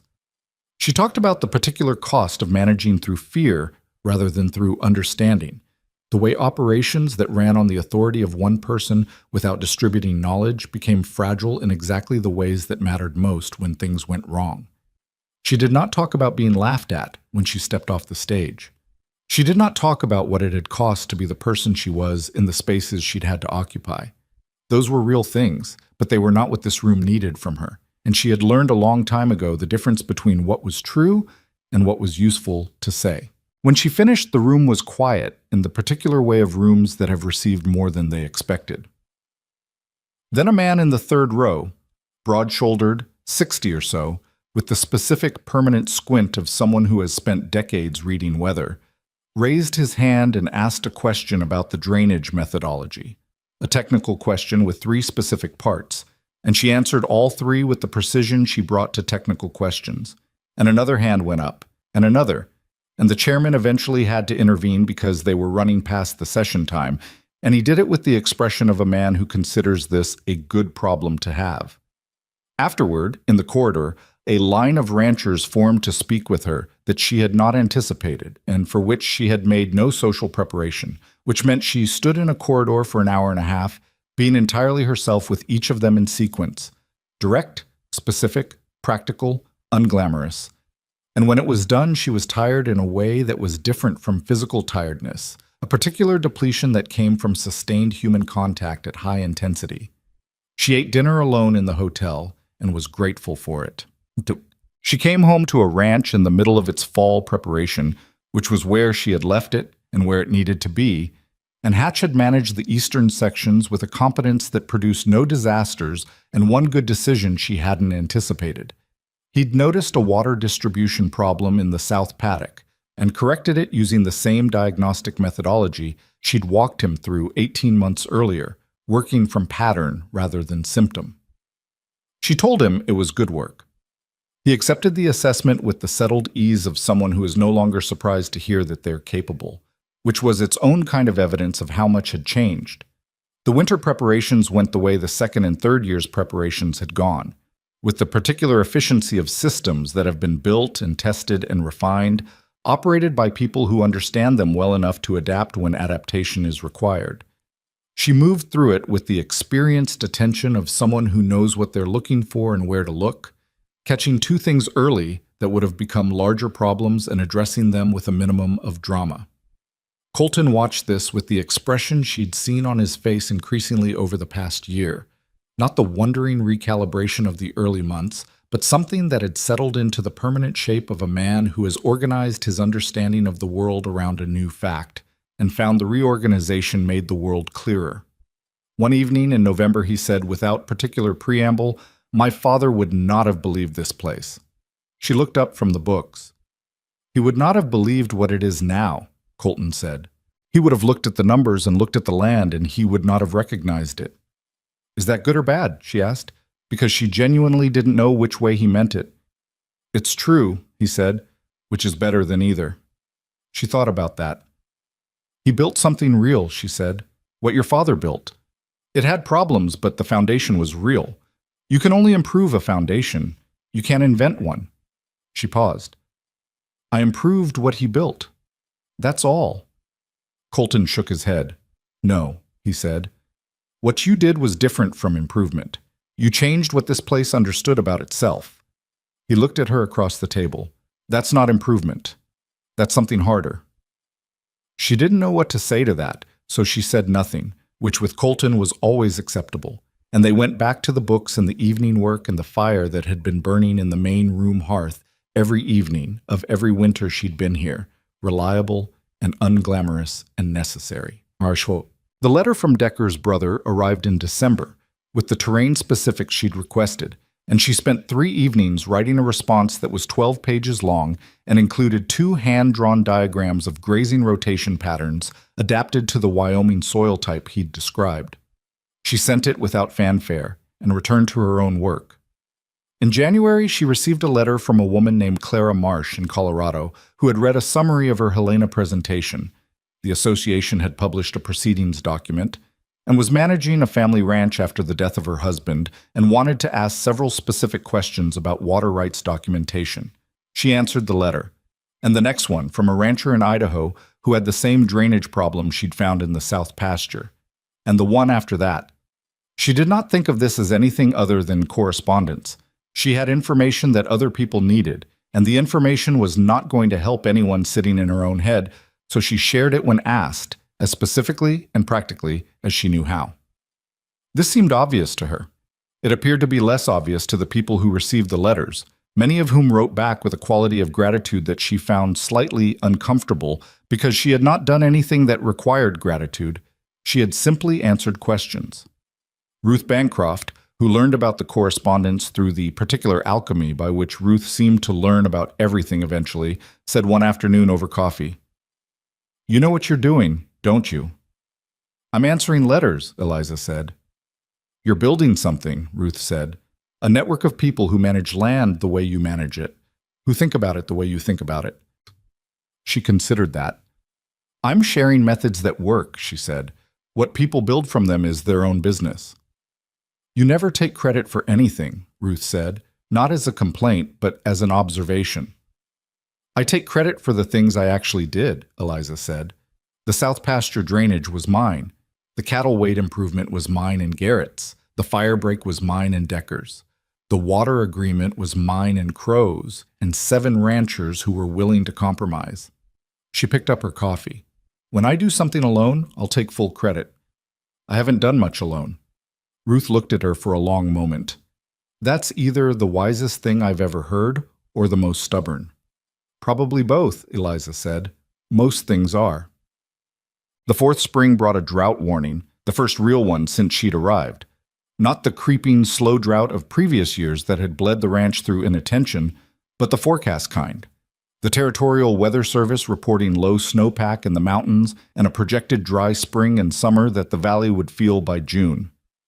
She had been preparing for this since February, when the snowpack reports started coming in lower than average. Not because she'd predicted the drought specifically, but because she managed for contingency as a matter of course. And drought was always a contingency worth managing for in Montana. The preparations she'd made since February were visible now in the decisions that didn't have to be made in a panic. The hay reserve she'd begun building in late fall, the water storage capacity she'd expanded on the north section, the grazing rotation she'd adjusted through the winter to give the spring grass longer recovery time before heavy use. When the drought settled in properly in June, the Hayes Ranch was not comfortable. No ranch was comfortable in a drought, and she had no illusions about that. But it was not in crisis. It was managing. The same could not be said for every operation in the valley. The Garner property, which had never fully recovered from the fire and the losses of 3 years ago, was in serious trouble by July. Thomas Garner was a quiet, decent man who had ranched his father's land for 20 years with adequate competence and inadequate reserves, and the drought had found the inadequacy in his reserves the way droughts always found what was inadequate. She heard about the Garner situation from Hatch, who heard it from a supply run, and she sat with the information for a day before she went to Colton. Garner's going to lose cattle by August if the drought holds, she said. Colton looked up. How bad? He's short on hay and his water sources are low. His summer rotation plan assumes rain that isn't coming. She paused. We have surplus hay reserve, enough to share without putting ourselves at risk. Colton was quiet for a moment. That's not a small thing to give away. I know what it costs, she said. I built the reserve. She looked at him. We can sell it at a fair price or give it at a reduced one. Either way, it keeps Garner's herd alive, and it keeps a working ranch in the valley that's been here for 30 years. And if the drought runs longer than projected, then we'll manage on what's left, which I've already calculated. She set the figures on the table in front of him. We don't have surplus beyond this amount, but up to this amount, we can spare it. Colton looked at the figures. He was a man who had grown up in a version of this valley where the code of neighbor helping neighbor was not a sentiment but an operating principle, and the drought years of his childhood had been survived by that principle as much as by any individual ranch's preparation. He had let that principle erode under the pressure of the lean years before Eliza arrived. Because you tended to give less when you had less, they had more now, which meant the principle applied again. Sell it at cost, he said, not below. Garner's a proud man. I know, she said. At cost is fair.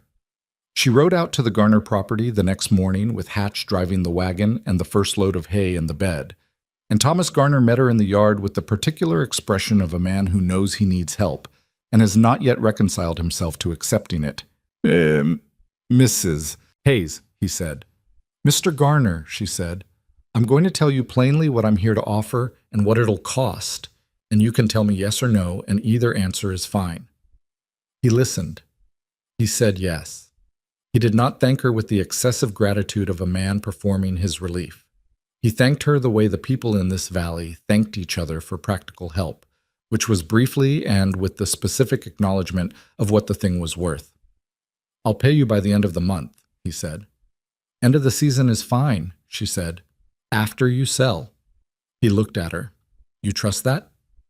You've ranched this valley for 20 years, she said. Yes, I trust that.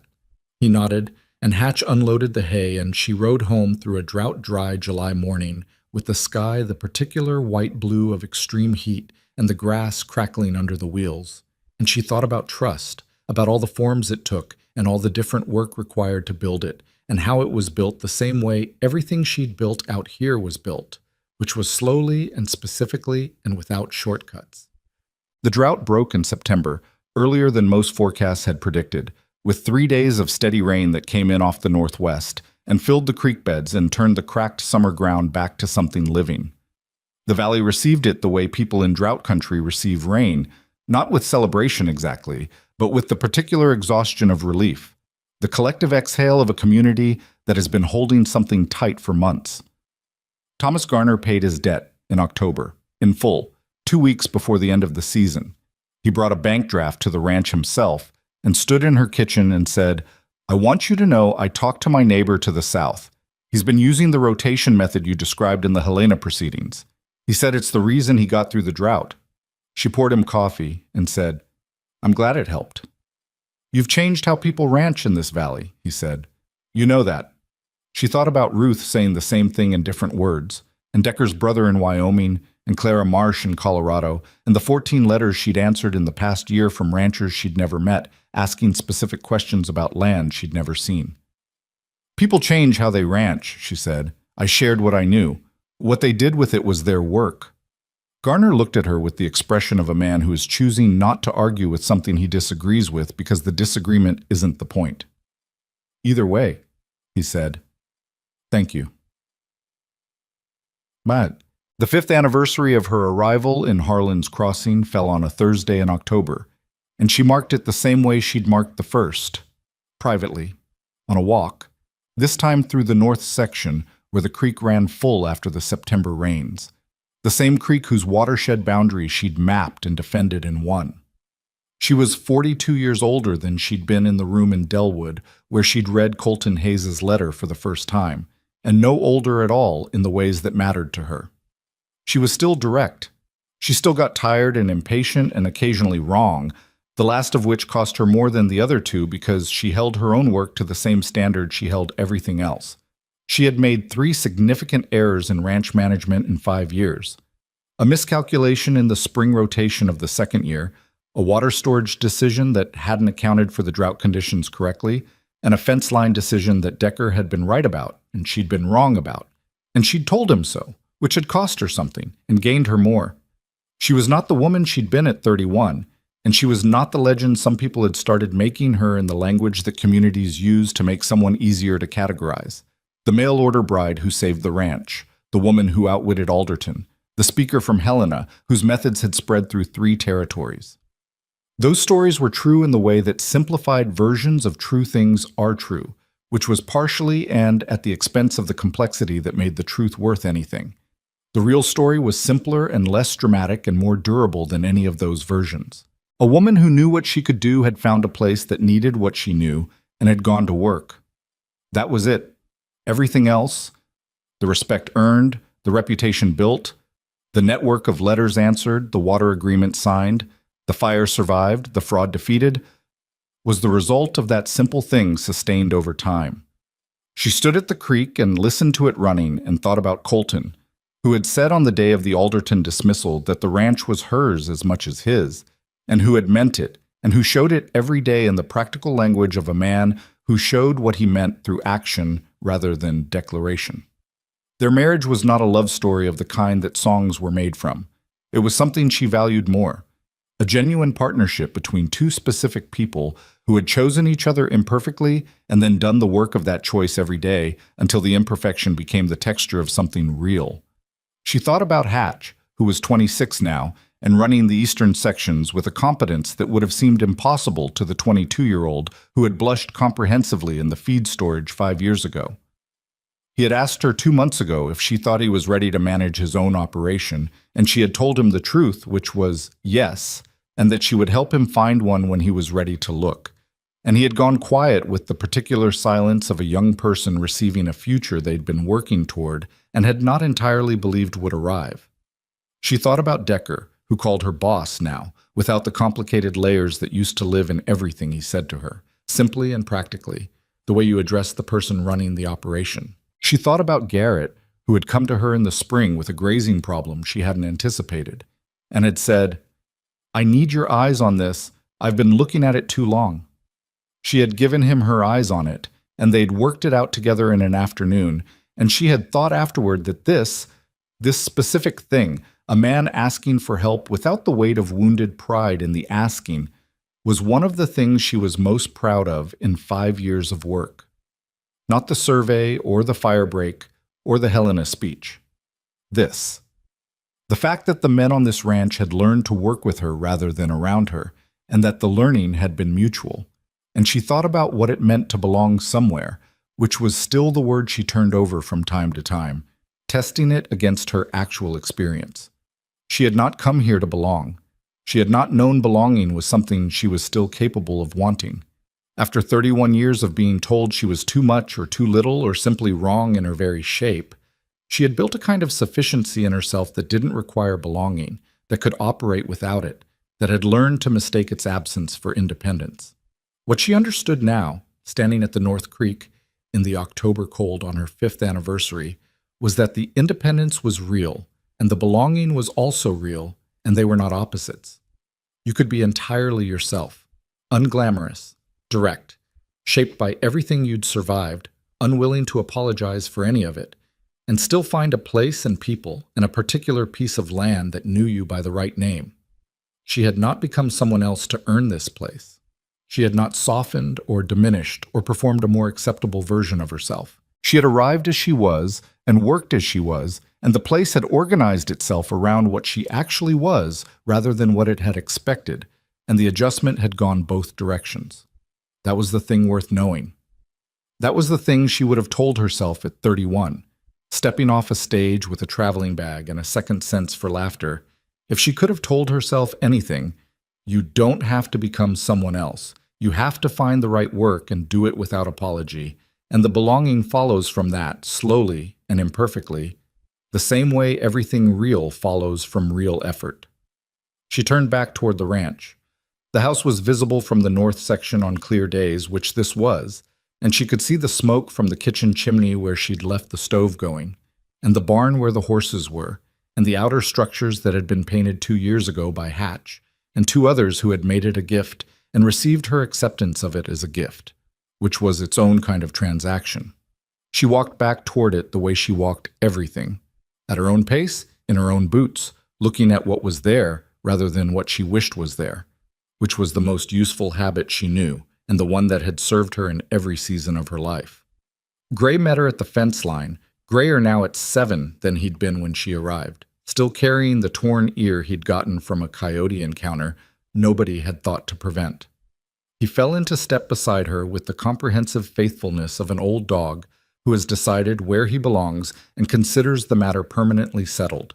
The wind came off the mountains with the smell of the winter that was 3 weeks away, and the grass had the color of late October grass that has survived a drought and a rain and is heading into its rest with the particular dignity of things that have been fully used. She walked home through it. There was a letter to write to Clara Marsh in Colorado, who had asked a follow-up question about irrigation timing. There were the October account books to close. There was a conversation to have with Colton about the spring rotation plan she'd been revising, and dinner to make, and the stove to bank before bed, and 17 ordinary tasks that were the bones of a life on a working ranch. She pushed open the back door and came into the warmth of her kitchen and set her coat on its hook and went to the stove. The work was there, the same as it was every day, patient and necessary and entirely hers. She started it.